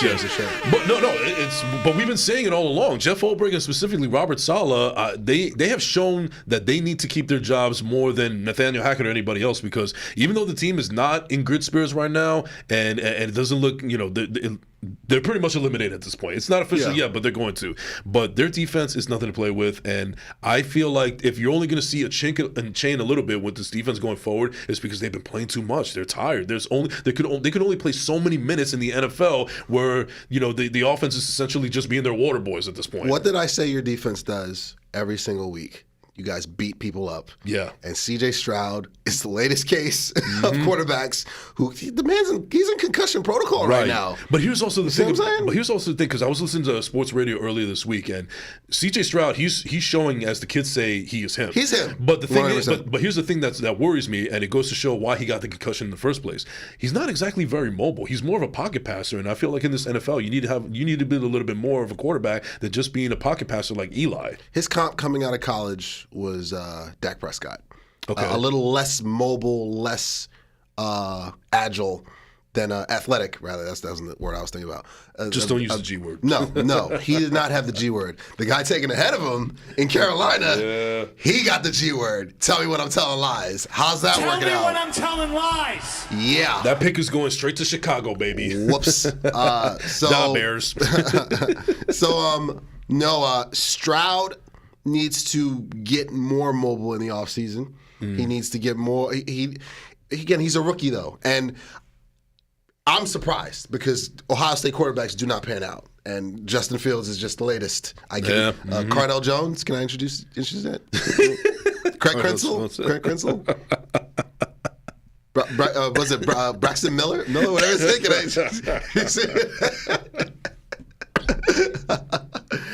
We can just keep going. Maybe choke on spit right there, man. There are just so many names. No, they typically don't pan out because Urban Meyer. Yeah, I can win with them on the college level, but not so much. Not so much. The odds are Joe. Yes, the odds are. But no, I mean. Yeah, I mean Terrell Pryor. Can I keep going? Oh my God! They converted him to two of whom they've converted to wide receivers. You know how bad you gotta be that the second you get to the combine, they're just like you pick up a football, they're just like whoa, but we don't do that to you. We don't. You know how bad all those names that you mentioned. You know it's bad when a guy like me who doesn't even pay attention to college ball even knows these names. That goes to show that they transcended into popularity or infamy, depending on how you want to look at it, and it has just not worked out. It is trash. Trash. Oh my God! But no, absolutely right. Listen. One half of a football game is not going to convince me that it's not going to convince the Zach Wilson truthers out there that this is the guy that should be staying and we got to get rid of the head coach. But you know what? That's a little bit of foreshadowing right there for my comment of the week. JT Barrett. I need one. You tell me what I'm telling lies. Oh my God! What Tell is? me when I'm telling lies. Keep it up. I might have to put the headphones and start walking out. I might need a cup of coffee like Tiki Barber after this. I love when Joe Benigno was trolling him, man. That's exactly what I'm referring to. Yeah, I know. I loved it. I loved every second of it. I'm just gonna keep naming them. Anyway, 862-621-9536 is the number to call in. We still got a little bit of time for the callers if you want to call in. But yeah, I'm sorry. Zach Wilson, he's just not it. He stinks. Stunk. Yeah. In the words of Dr. Seuss and Mongo, love you, dog. Let's keep it moving. We got about I think one more segment before we get to our picks. Yeah. We got the we already talked about the divorce papers and Ohtani. Yeah. So I think before we get to our picks, who are you really liking right now as a potential dark horse in both respective conferences? If they can get in as a wild card, could actually make some noise. Obviously, I think that both conferences are kind of top heavy. You know, I do, and I love that word too. Both conferences top heavy. It's a savage right there. Both savage. So you know the big three in the NFC, obviously, with the Philadelphia Eagles, the 49ers, Cowboys, and the Eagles in whatever particular order. And AFC. I guess right now, if we put a gun to my head, I would say obviously the Ravens. Yes, absolutely. Ravens. I still don't trust the Dolphins, but they've got the. I still don't trust the Dolphins. I don't. But for argument's sake, you got to say the Dolphins. Yeah. And well, because based on the record right now and how they're playing, yes. But later down, but you know, it's just not sustainable. It's not. I hate to use this comparison to you, but it feels very Cowboy-esque, where they're killing it during the regular season, but talk to me in the playoffs. They haven't had one of those signature games against a good team yet. They just haven't. I'm praying it's not against us on Christmas Eve. I'm praying. Right. You know what I mean? They haven't beaten a team with a winning record this season. But what gives me even more pause, and yes, we have that Arizona game. That's on our ledger. It's going to be with us no matter how the season ends. I'm going to be haunted by that game. That still has a sour taste in your mouth. It does. It does. But it was in Arizona. We haven't let anybody come to our place, and especially the bad team come to our place and do that. They let Will Levis look like freaking Joe Montana Jr. on Monday night. That's true. And I have a stat because you know I love numbers, right? Next gen stats. Yeah. This episode of I Love Numbers is brought to you by Starbucks, First Class Second Place Podcast, Electrolyte, and the Ugo Boy Podcast, now streaming on all digital platforms. You go, boy. So, teams trailing by 13 points. Yeah. With 3 minutes left in an NFL contest, were 767-0 all time. Yeesh. Coming into the Monday night game, you want to know who was the first team that lost? The New York Jets? No. I'm kidding. It probably was. In Madden. No, it was Tua Tagovailoa and the Miami Dolphins on Monday Night Football to Will Levis. That's a Super Bowl. That's a Super Bowl front runner. You sure about that? You sure about that? And further proof that Tyreek Hill's the most important player on that team. Oh my God, he is their entire offense at this point. Exactly, and I make the same argument every time with Brock Montana. I'm like, Debo. That's a savage, right? That's a savage. I know. That's my brother. Like Debo is he is the engine that makes that team go. Yeah. It's not George Kittle. He's the Captain America. It is. It's a toss up between Debo and McCaffrey. Yeah. One of those two guys. Like, you stop one of those two guys or whatnot as a very different looking Avengers lineup. With the Dolphins, if Tyreek Hill has a hiccup, if he has a hangnail, they are because your number one receiver turns into Jalen Waddle. He's no scrub. He's no scrub, no. But he's not Tyreek. Tyreek Hill is the best wide receiver in football, hands down. They call it a cheetah and a penguin for a reason. Mm-hmm. Exactly. One waddles, the other attacks. Yes. So it's like, with that being said, like, I don't trust the Dolphins. And even if the Dolphins beat the Cowboys on Christmas Eve, which I don't think is going to happen, but we'll see, I still won't trust them because I don't trust they don't have a sustainable business model very similar to the San Francisco Avengers. It's like, you're not an elite team if one guy goes down and you're useless or you're just drastically different. Yeah. Mm-hmm. Like, I don't buy that. I don't, because elite teams can overcome that. They can consistently overcome that against other great teams. And again, Brock Montana played a month of bad football. I said this on my show. And Tua and I know their offensive line is beat up, but that's the other reason why I don't trust them. They just lost one of their offensive linemen for the year now. Connor Williams, former Cowboy. Yep. And Mr. Hold. like, I don't trust teams that are so dependent on their stars that they can't function if one piece goes down or whatnot. Right. And I'm telling you, man, like the Dolphins, I know they're in the conversation by default. They're one of the top teams, but I don't trust them. I don't because I see this. I'm with you. I see this every year with them. Yeah. They get hot. They win a bunch of games early on, but once it gets colder and once the competition gets better, that finesse stuff doesn't work. Yeah. Because they got a whole year's worth of film on that, and they stop that. They stop it. Yeah, it's basically a movie that's written by the Wayans brothers. We've seen these jokes before. That's a savage. That's a savage. We already know what jokes they're going to do. We already know how it's going to turn out. But wait, there's more. Marv like that one. Yeah. Great movie. He has the trump. Marvelous on the boards! Oh my God, the MVP. Oh, Tell me what I'm telling lies. Tell me. Yes. Yes, but no. And listen, I've as a Jet fan and watching essentially the Dolphins all of my life as well because they're a division rival. Yeah. You're absolutely right. I just don't trust them. And also, you know how much I care about coaching in this league. You know how much that's why we're simpatico. Because you know how much I love coaching. Because Mike McDaniel, really, I mean that guy doesn't scare me. Dude. You sure about that? Yeah. You sure about that? Go puff another e-cigarette for all I care. Sure about that? He's like a Kyle Shanahan light. Like a Kyle Shanahan, like a great value Kyle Shanahan. Yeah, just like 1 calorie.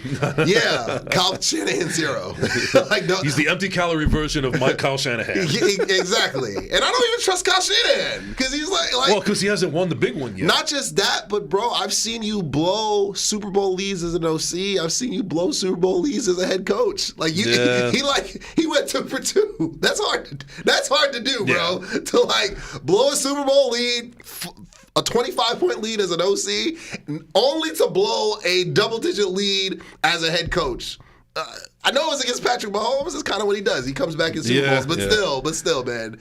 Hey. I mean, I still argue that Patrick Mahomes would have 3 instead of 2 if it wasn't for that dreadful offensive line in the Super Bowl. Agreed. Yeah. Because if you saw in that Super Bowl, he was trying everything to help this team win. And he could have done it.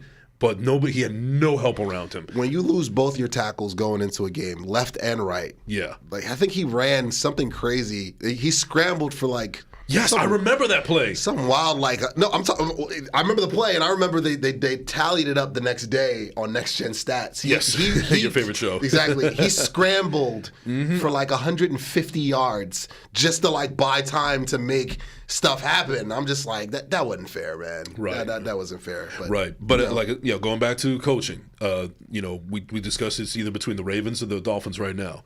And I'm going to trust John Harbaugh over Mike McDaniel any day of the week. Agreed. Yeah. Agreed. All right. So now the phone lines are closing in. Thank you for everybody calling in. Round of applause for everybody that called in, from Mongo, for Deji, and Aaron. We're going to get you on the show, man, for sure. Absolutely, man. We outside. We outside. Yeah. What did I call him?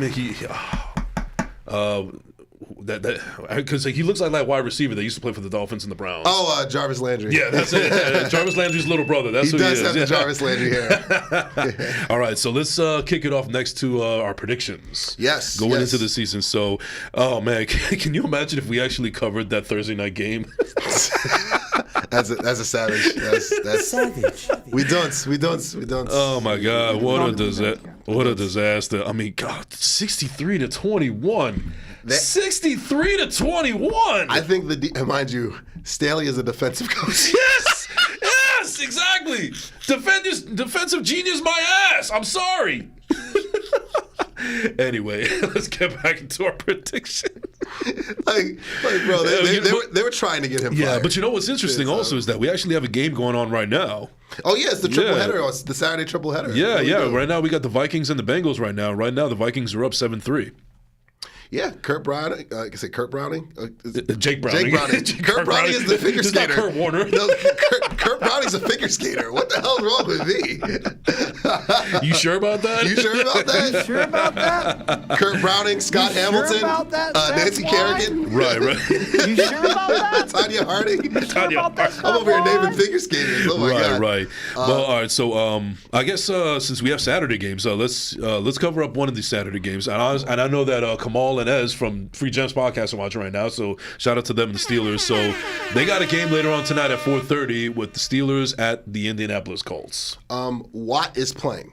Yes. So that changed my pick right there because I know Highsmith, I don't think he's playing. No. So considering that Watt's there and Fitzpatrick.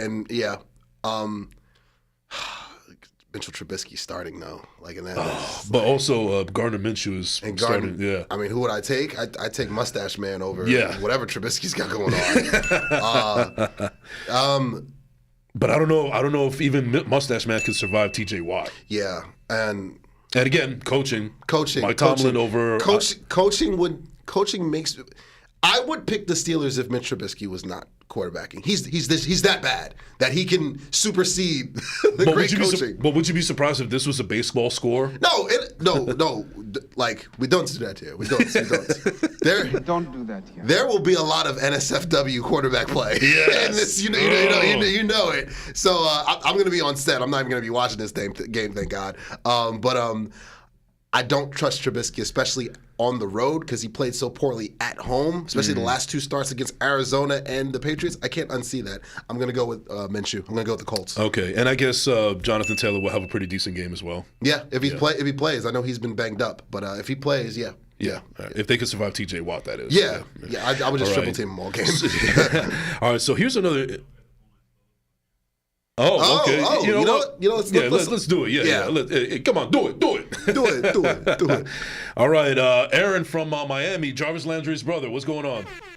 Jarvis Landry is the GOAT.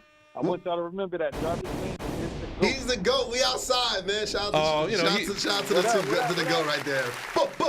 He ain't that bad. Anyways. First off, I don't talk trash, so, good luck to the Jets this weekend. That's not what I do. I'm here as an honest assessment analysis giver. So y'all let me know what y'all want. Don't try to play it up for the camera. Wow. Don't try to play it up for the camera, because behind the scenes, you be talking your ish. I don't talk trash. I'm gonna just talk to me off camera. Then we'll see. I'm gonna step off real quick. I respect the Jets. I don't know what they're gonna do on offense, but I know what they're gonna bring on defense. They're gonna bring a hard-nosed approach. That is true. They're gonna play hard. They're gonna hard is all they can do, because they can't do much on offense. But it's okay. We're gonna give the defense a shot. But I do believe Miami got something up their sleeve this weekend. I do too. Listen, I'm not picking the Jets. Ready. I'm not picking the Jets whatsoever, because they don't play well down in Miami anyway. Zach Wilson hasn't won a game down in Miami. Now, what's interesting about this game is that I really don't know where to go here, because the Dolphins don't really scare me all that much, but I know that the Jets are what they are, and they're not going to put a lot of points and everything. I wouldn't be surprised if the highest scoring player was Greg Zerline, putting up all those kicks, all those field goals. But here's the thing, though. Like, I don't like. Do we know for sure if Tyreek Hill is playing? Because I know that he was dealing with a high ankle sprain going into this week. But also, you guys also lost your center for the year. I don't know. Supposedly the weather is going to be crappy down there, and this is another thing that the Jets can't catch a break in. Look, for the last 5 weeks or 6 weeks now, no matter whether they play home or away, it's been horrible weather, and it looks like it's going to be the same thing in Miami. I don't know if it's going to be one of those Miami drains where it just rains for 20 minutes and that's it, but I think that weather could be a factor here. And like I mentioned before, Mike McDaniel, I don't really trust him as a coach, but I trust him to possibly put up some numbers against Robert Saleh's defense, possibly, because he has shown it over and over. But I don't know how to feel about this game, but I don't know. What's your take, Aaron? It's a tricky game, and I want you to look at it from this perspective, right? Okay. A lot of people are saying, you got to run the ball, you got to run the ball, you got to run the ball. You can't do that in this NFL, though. Perspective. Three yards down is not going to get you much in this game. Especially if you can't throw the ball. Yeah, facts. So what Miami has to do is they have to stay balanced, not in terms of the quantity of play call, but the quality of play call. Agreed. So if I'm gonna run the ball, it has to be predicated off of the pass, and if I'm gonna pass the ball, it has to be predicated off of the run, which is why Miami does all of those motions. A lot of people look at it like, oh, Miami is a pass-first offense, and they're not a pass or a run-first offense. They're a manipulative offense. Yeah. But if I can't manipulate you because you don't trust the pass, we're just gonna load the box. If I can't manipulate you because we don't trust the run, we're just going to play 7 in coverage, and we're going to rush 4. The problem is the Jets can probably do that because our O-line is so bad. Yeah, Aaron, it's just a matter of Mike McDaniel being creative. Yeah, Aaron, your offensive line scares me to death. I mean, you guys made the both of them actually. Yeah, they're both a sieve. Both offensive line. That's why. Yeah. That's why I expect a lot of QB hits and pressure. Right, and listen. Also, wouldn't this be the most Jetsiest thing ever? Because I feel like I've watched this. I feel like I've seen this movie plenty of times, where I could imagine a scenario where the defense looks lights out against the Dolphins, and Tua Tagovailoa is going to be sacked a couple of times, and then I'm not hoping this on them, but it will be a Jetsian thing to happen where he gets injured and then he's taken out for the rest of the game, and then Mike White comes in and lights it up, and then it's now Mike Effin White. Keep him going. Bro, we don't put that kind of energy in the atmosphere. We don't do that. We don't put that energy in the atmosphere. We want Tua to be good and healthy. Listen, I'm a Jet fan. I've been living in this atmosphere all of my life. So you can you tell me what the hell is it that I have to be positive with this team? My Messiah, my quarterback that was going to save us for the rest of the God knows when long, went down after 4 plays. Went up down after 4 plays. Oh, Mr. Buffumble? Hey, Mr. Buffumble, you sure about that? You sure about that now? I'm a Dolphins fan. I'm a Dolphins fan. We've experienced just as much heartache as y'all. Literally last week. I don't know if you've seen it or not. I did. It was beautiful, by the way. Against Will Levis. You guys made Will Levis look like Joe Montana. Like we didn't. Like don't unbelievable. Say that. In the fourth quarter, 7 minutes he looked horrible. In the fourth quarter, what I'm saying is, in the fourth quarter, I read the stat, bro. 3 minutes. I read the stat, bro. He looked great. 767 straight wins for teams who led by 13 points or more with 3 minutes left. 3 minutes left in the game. The first loss ever. Congratulations, the Miami Dolphins. I need y'all to give me 5 silent minutes. Give me 5 silent minutes. I need to explain this. Because all right. The floor is yours. The floor is yours. What happened was we played the most prevent defenses of all time. On top of the prevent defenses, we didn't actually have a pass rush, and we had backup safeties who didn't communicate well. So all of those things were a microcosm of this unbelievable comeback that kind of wasn't even unbelievable because they just threw 3 open passes and was in the end zone. It's not like he did anything. DeAndre Hopkins was kicking backup's ass, and Jalen Ramsey was being a little lazy. But that's just my take. No one ever want to blame Jalen Ramsey because he came back so early. But he's jogging. He's not making an effort. You got to give out. 110%. And then on the 2-point conversion, it's a crossing route with no pick. They get confused. It's like, come on, guys. Y'all got to be better than that. I'm a big Xavier Howard fan, and he kind of – you got to be better than that. 767 consecutive wins. On the flip side, when Miami got onto the offensive side of the field, this segment of Empty Calories is brought to you by the Miami Dolphins. He doesn't play conservative because he tried to play conservative and run 3 straight times, and you go 3 and out because that's what the numbers say. No. Kick it down their throat, step on their throat, no mistakes, execute. That goes for any team in NFL. These teams aren't executing. That's why all these comebacks happen. It's no different than the NBA. Everyone's coming back at the end of games because you want to relax. No time for relaxing. Yeah, now just like the Raiders did to the Chargers, drop 70 on their heads and keep it moving. Right. Now, Aaron, how much time do you have with us by any chance? Because I kind of want to call an audible right now.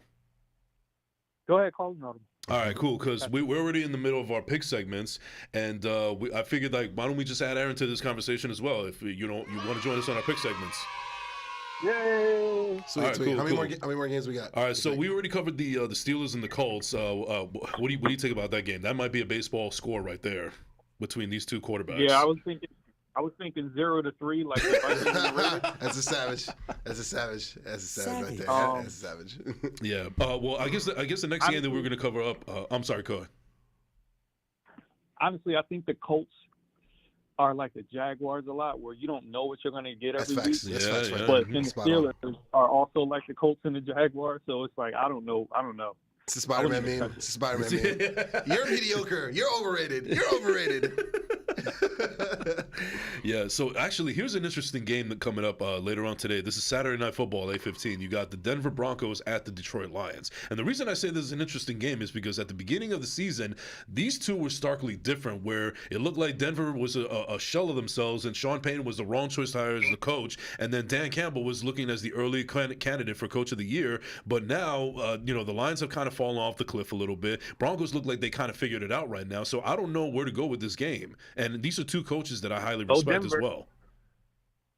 Go Denver. You're going with Denver. I actually let Russ I play. actually really, really like Denver when I watched them versus Miami. I know a lot of people are going to say, Aaron, what are you talking about? They lost 70-20.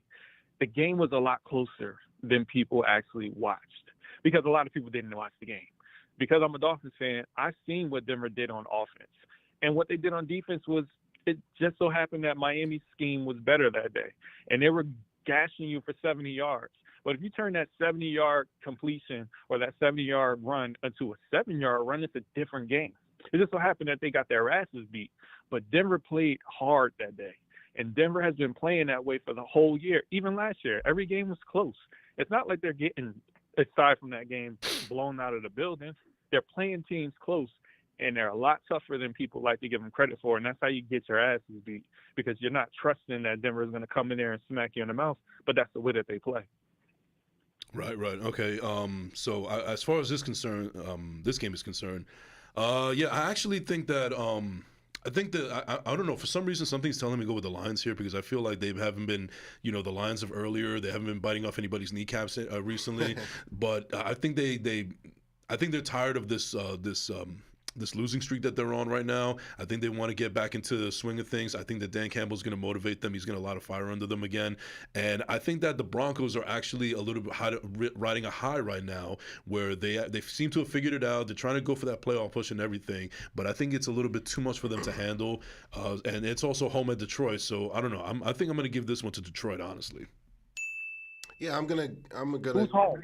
At Detroit, at Ford Field. Yeah, Detroit's home. Okay. I'm gonna go with Detroit too.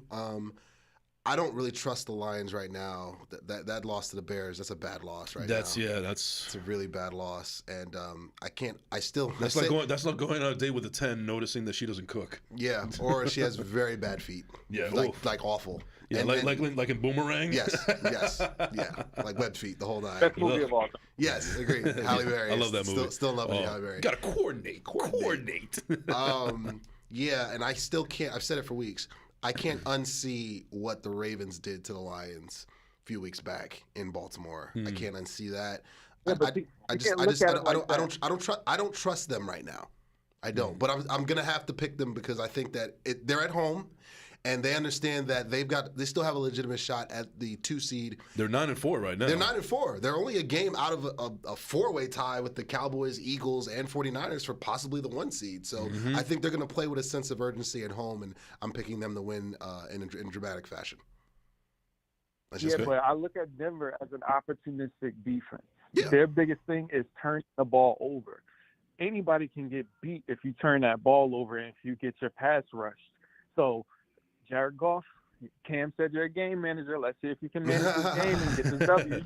But their defense just made Jordan Love look like Brett Favre on Thanksgiving, and they made Justin Fields look competent in Chicago. But again, but the fact that they're at home and there's blood in the water, especially with Philly losing to Dallas, and again, that is a logjam at the top right now for that 1 seed. It would behoove them to now play their best football in this final month. This is when a lot of this is the time of season where a lot of teams they're in the trenches right now. Yeah. And they're in the trenches, and they have to figure out how to get this how to get to the end zone, so to speak. Exactly. All right. So the next game we have here is this is interesting because we were just talking about this: the Jets at the Dolphins. I don't touch my team. Y'all can go ahead and pick. He's picking the Dolphins. Come on, we already know he's picking the Dolphins. I'm picking the Dolphins too. I'm picking the Dolphins too, and I would not be surprised if Mike White actually comes in the game. Just to stick it to the Jets. Hopefully, he comes in the game with 2 minutes left. Yeah, right. And that's the game-winning drive right there. Yeah. All right. How about this one? Let's do the Cowboy game and let's do the Eagle game and wrap because we only got about 15 minutes. Okay. Yeah. I wanted to get into Tommy Cutlets a little bit, but we can skip that. I think we covered Tommy already. Danny DeVito? Yeah, Danny DeVito fourth. Yeah. The last 2 games, can we do? We're going to do Cowboys Bills, America's Game of the Week on Fox. Kevin Burkhardt will be there. Greg Olson will be there. I'll be there too in spirit. Who do you like with the Cowboys and Bills? The real question is, who do I trust the most? Yeah. And I kind of trust the Bills to get the job done. I don't want that to happen, but they have a different sense of urgency after that Kansas City game, and they got their fire back. Facts. But Kadarius Toney, thanks. Very solid. Dallas has been very solid all season. I just need Dallas to play Dallas's game. Don't try to out Josh Allen. Yeah. Let him do his thing. He will eventually make the mistake that's going to cost him the game. Yes, he will. But he can also run you out of a building. So if Micah Parsons got to be on his A game, we need as many sacks as possible from that gentleman. And that way, Buffalo can kind of like rescind back to their struggles. But I don't know. I don't trust it. I got Buffalo winning. Yeah, I got Buffalo too, believe it or not, because I've had this as a loss since the schedule came out. I don't trust us in that building with that wind. It's supposed to be rain as well, and I called this. All the top teams in the NFC are going to drop at least one more game. Yes. 49ers are going to drop one more game. I think they're going to drop it to Baltimore at home. Can y'all drop it to the Dolphins and not the Bills? No. We're not going to ruin my Christmas. That's not going to happen. We don't do that. We don't. Mine was ruined. Hold on. Mine was ruined last year. So it's okay if your Christmas is No. ruined. My Christmas and Thanksgiving are going to be pristine, just like last year. Just like we beat the Giants and we beat the Eagles in the respective holidays. We're going to beat the Commodores led by Lionel Richie on Thanksgiving, and we're going to beat you guys on Christmas Eve. But no, we're going to drop this game. This is going to be our loss. We're going to finish 13-4, one game better because I picked us to go 12-5. We're going to finish 13-4, but this is the game we're going to drop. And I prepared myself for this L months ago. So I'm good. Notice how I'm not like jumping out the window. So I'm good. I'm fine with this L. I just want Dak to continue to play well. And if we lose in dramatic Cowboy fashion at the end, which is probably going to happen, or a field goal or a sack fumble or some BS, I'm at peace with it. You know what I mean? Right. Just as long as we can still win the division and get at minimum get the 2 seed. That's all. Right. That's all I care about this point. Yeah, I actually going with the Bills in this game also because I feel like the last couple of weeks the Bills have actually found something. I feel like they kind of got their swagger back. I feel like they kind of worked out a little bit of things that was going on where it looked like they were falling off a cliff. And also, I don't know how sustainable it is for the Cowboys to ride this wave that they're on right now. Now, I still do believe that they're going to be deep into the playoffs, and I even have them as a potential Super Bowl contender this year. Agreed. But you can't win every single game. No. I think they're going to be out of their element. I think that this weather is going to be more fitting to Buffalo, and Buffalo fans, Bills Mafia is crazy. I think there's going to be a little bit too much for Dallas to handle. And I think that they're really riding a high right now, even though Kadarius Toney was the one that gave him that game. But I think that the Bills are going to take it. I know they have a sense of urgency right now. They need this game. They need this game. They lose this game, they probably miss the playoffs. Right. So the Bills are in a position right now where they have to win out every single game. Yeah. I don't think it's going to happen, but they know they have to play with a sense of urgency, and I think they're going to come out. I just think that at the end of the day, and I hate to say this, but I think that Mike McCarthy possibly might do something that's going to cost the game. It's going to be a Cowboy loss. It'll be a Cowboy. They're going to. But it's going to be at the hands of Mike McCarthy some way, shape, or form. So they're going to Cowboy it up. But Jason, you said something. Jason, you said something so important. You said you don't win every game. No, unless you're the Dolphins. He was sitting on that one. That's a savage. Yeah. All right, we're gonna get one more game, and then we got to get to our clown of the week else you can wrap it up. That's a savage. Yeah. Anyway, Eagles 49ers. That got Eagles. We know how that ended. Eagles Seahawks Monday Night Football. That got flexed in a few weeks back. That's a Disney vehicle, ABC and ESPN. Both. Yes, simulcast. Mm-hmm. I'm going with Gino and the boys. Listen. We need the Eagles to drop at least 1 or 2 more to get this division. I'm going with the Seahawks. They've lost 4 in a row. 3. I think they lost. Yeah, they've lost about 3 or 4 in a row. Their losing streak ends right here at home with the 12s. Give me Seattle. Yeah, I'm going to go with the Seattle as well. I think that Eagles are kind of reeling a little bit. I don't think they're going to go as far as everybody thought they were. Jalen Hurts seems like he's only doing as much as he can to carry this whole team right now. He can't do it. The tush push isn't enough. Yeah. I think Geno is going to ball out, and the 12th man is going to make a huge difference. Facts. And I'm going to go Facts. and I'm going to choose Pete Carroll over Nick Sirianni any day of the week. So yeah, I'm going to go with the Seahawks in this one. All right, real quick, Aaron. Does anybody like Nick Sirianni in life except for Eagles fans? Listen, I'm a Jets fan. I don't have a problem with the Eagles, and I kind of like Sirianni, but even though he kind of looks like a douche. But, I don't like him. Well, I'm going with the Eagles, actually, because I don't trust the Seahawks right now. They are the ones that are reeling. And even though the Eagles are very distracted with the practice falling bullshit, I'm sorry if I can't No. This is a family show. This is a family show. I think they have more than enough firepower to get the job done. Jackson Smith and Jigba, since you guys talked about him earlier, I don't think he's good enough to right the ship for Seahawks. Yeah, they still got DK Metcalf. They still got freaking what's the name? Lockett. Yeah, that's fine. Their secondary, the Eagles secondary, it's still going to be hibachi grill back there. Like, Right. how do you want it? You want besides, steak? I don't think you want DK shrimp. You want chicken. Like, I don't think Bradbury or Slay are going to be able to contain DK Metcalf. Absolutely no way. not. We don't do that. This is like Optimus Prime versus Voltron. I think the Eagles have been a good team all year. I don't see the Seahawks, who have been a mediocre team, just being able to topple them. The Eagles have been getting by with poor play in the first half of games and better play in the fourth quarter. They've been skating by with that. And I said this weeks ago, it's not a sustainable... Jason, you're a Jets fan. You're a Jets fan. Yeah, what did Herm would say? You play to win the game. Well, the last 2 weeks, they haven't won the game. They've been stomped out the last 2 weeks because they weren't allowed to get away with the slow starts, inconsistent play, and turnovers from their quarterback, Jalen Hurts. You see what I'm saying? So trust me. They're not going to run the table. I'll say that 10 toes down. To this day, yeah. I'll say that 10 toes down. Tell me when I'm telling lies. The Eagles will not run the table from the Seahawks to the end of the season when they end with the Giants. They're going to drop one, maybe two of those games. Mark it. Book it. Tell me when I'm telling All right, so we're gonna cap this off right now. We already gone with the predictions, and now it's time for our clown of the week and hero of the week. So, Aaron, thank you so much for calling in, man. Thank you for being a part of Bravery Family. Shout out to your co-host Dana from the We Outside After Work podcast. Definitely got to get you guys on first class, second place soon. But thank you for calling in, man, and let's go Jets. Definitely. and just a heads up, Jason McIntyre, clown of the week. I'll talk to you guys. All right, dog. I love it. I knew he was gonna pick him. Yep. All right. So, Marv, cue the music. You know what time it is. You know everybody's favorite segment.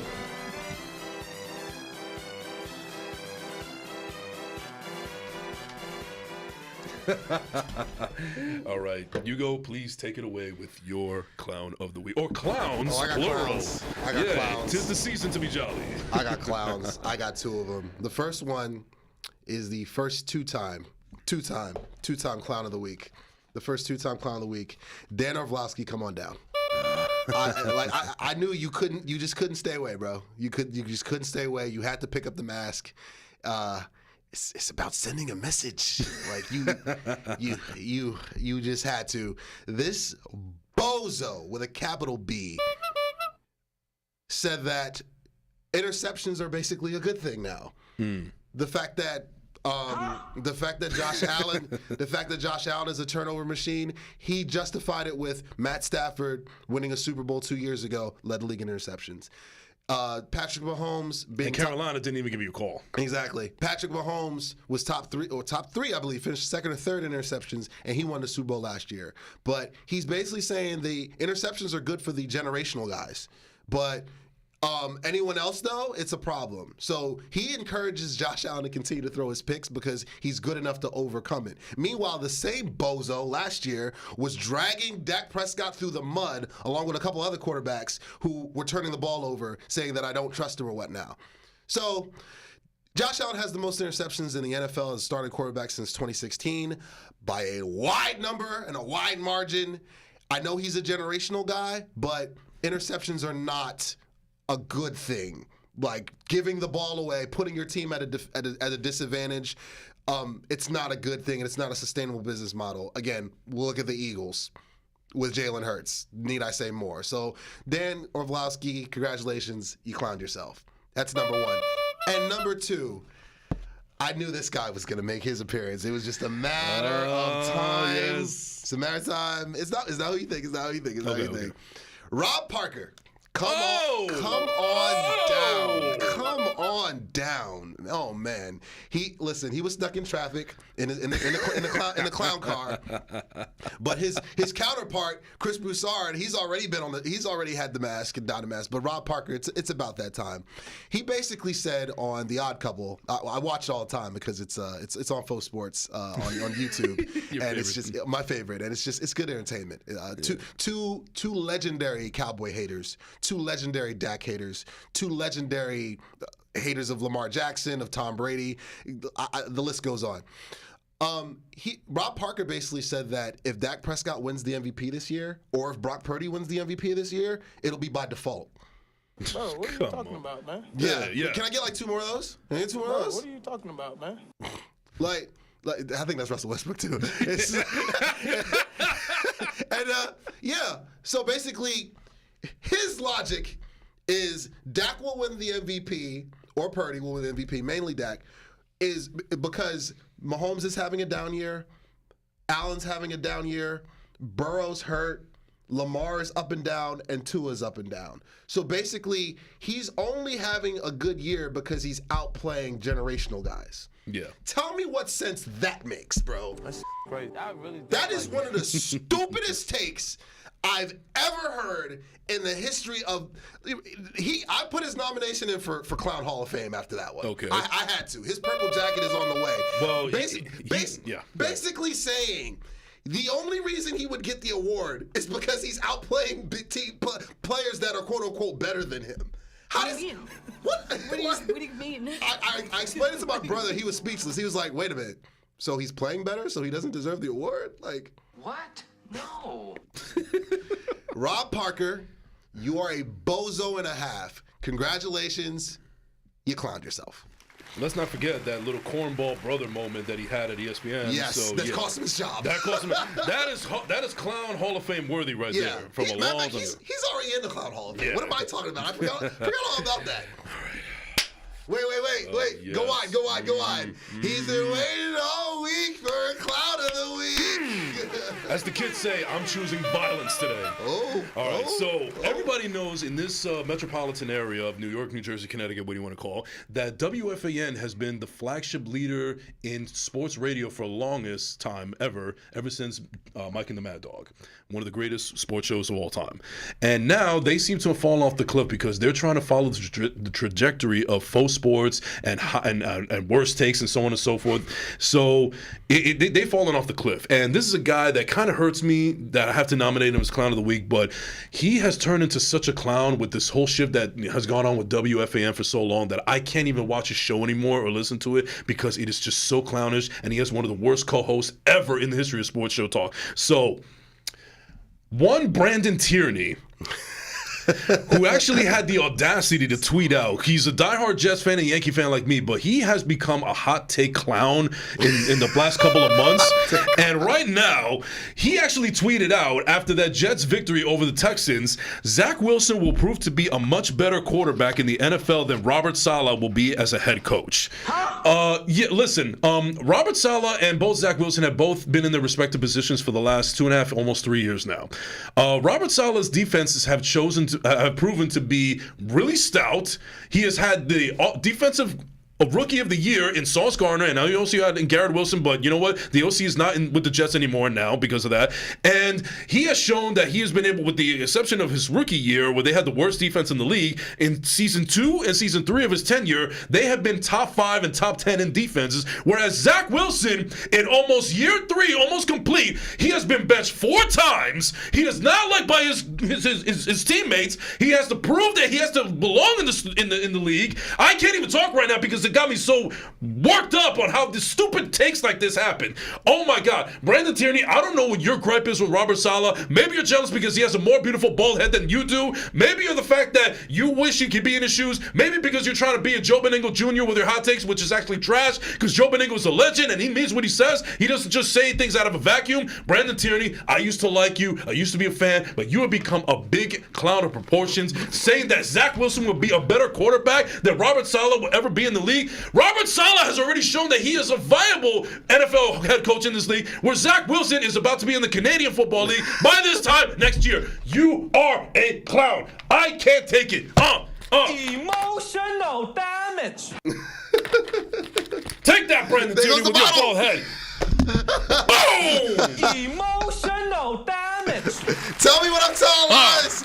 Tell me. Clown. And you know what, Brandon? You kind of do like a clown right here with your bald head. This is kind of you right now. Brandon Tierney, why so serious? 2 more Roman Reigns. 2 more Roman Reigns. Why would you play? Oh, man. Talk about therapy. I needed to get that out, man. We both did. Good stuff, bro. Good stuff, bro. Thank you, brother. I think that's about it. I think that's about it. The only thing that I'll just say is our hero of the weeks are you people. You guys are our heroes. Yeah, we need those heroes. Yeah. Our heroes, at least for me, my heroes are you people for watching and making sure that this show stays on the air. Commenting, calling in, being fans of ours, sharing on social media and everything. You guys are the reason why we do this in the first place, besides our love for passion and also our love for working together. Yeah. But ultimately, it can't be done without Marv, without this guy, and most importantly, without you guys. So you are my heroes of the week. Yes, indeed. My heroes. I got 2 of them. The first one is Marvelous. Yes! Marvelous, you're always my hero, bro. Love you, dog. The Marv Lee of this bravery family. And of course, my other hero of the week, Stephon Gilmore. No! He put AJ Brown in Rikers Island, Clamp City, boy. Yo, Gilly, he chose violence. AJ Brown called him old at the beginning of the game. And I was like, you sure about that? You sure about that? Gilly was like, bro, I'm a defensive player of the year. I'm a Super Bowl champion. I'm a future Hall of Famer. Sure about that? You gonna know who's old at the end of this game. You sure about that? And then, clamp. You sure about that? That's what the kids do now, the seatbelt. He put that seatbelt on him with the booster seat in the back seat. Shout out to Gilly, hero of the week. Go Cowboys, baby. Right. Ladies and gentlemen, thank you for joining us on another edition of Yo BTV Sports, live from Braveview Studios in Garfield, New Jersey. I'm Jason. I need that Ric Flair when we're trying to take us home. If you like it, whether you like it, come on. Whether you like it or don't like it, learn to love it because it is the best thing going today. All right, in the words of Herb Edwards, you played to win the game. I'm Jason Enrique. That's Ugo Boy. That's Marvelous. This is Yo BTV Sports. Thank you for tuning in. Tune us in next week. Same bad time, same bad channel. We are out. Peace. Yeah.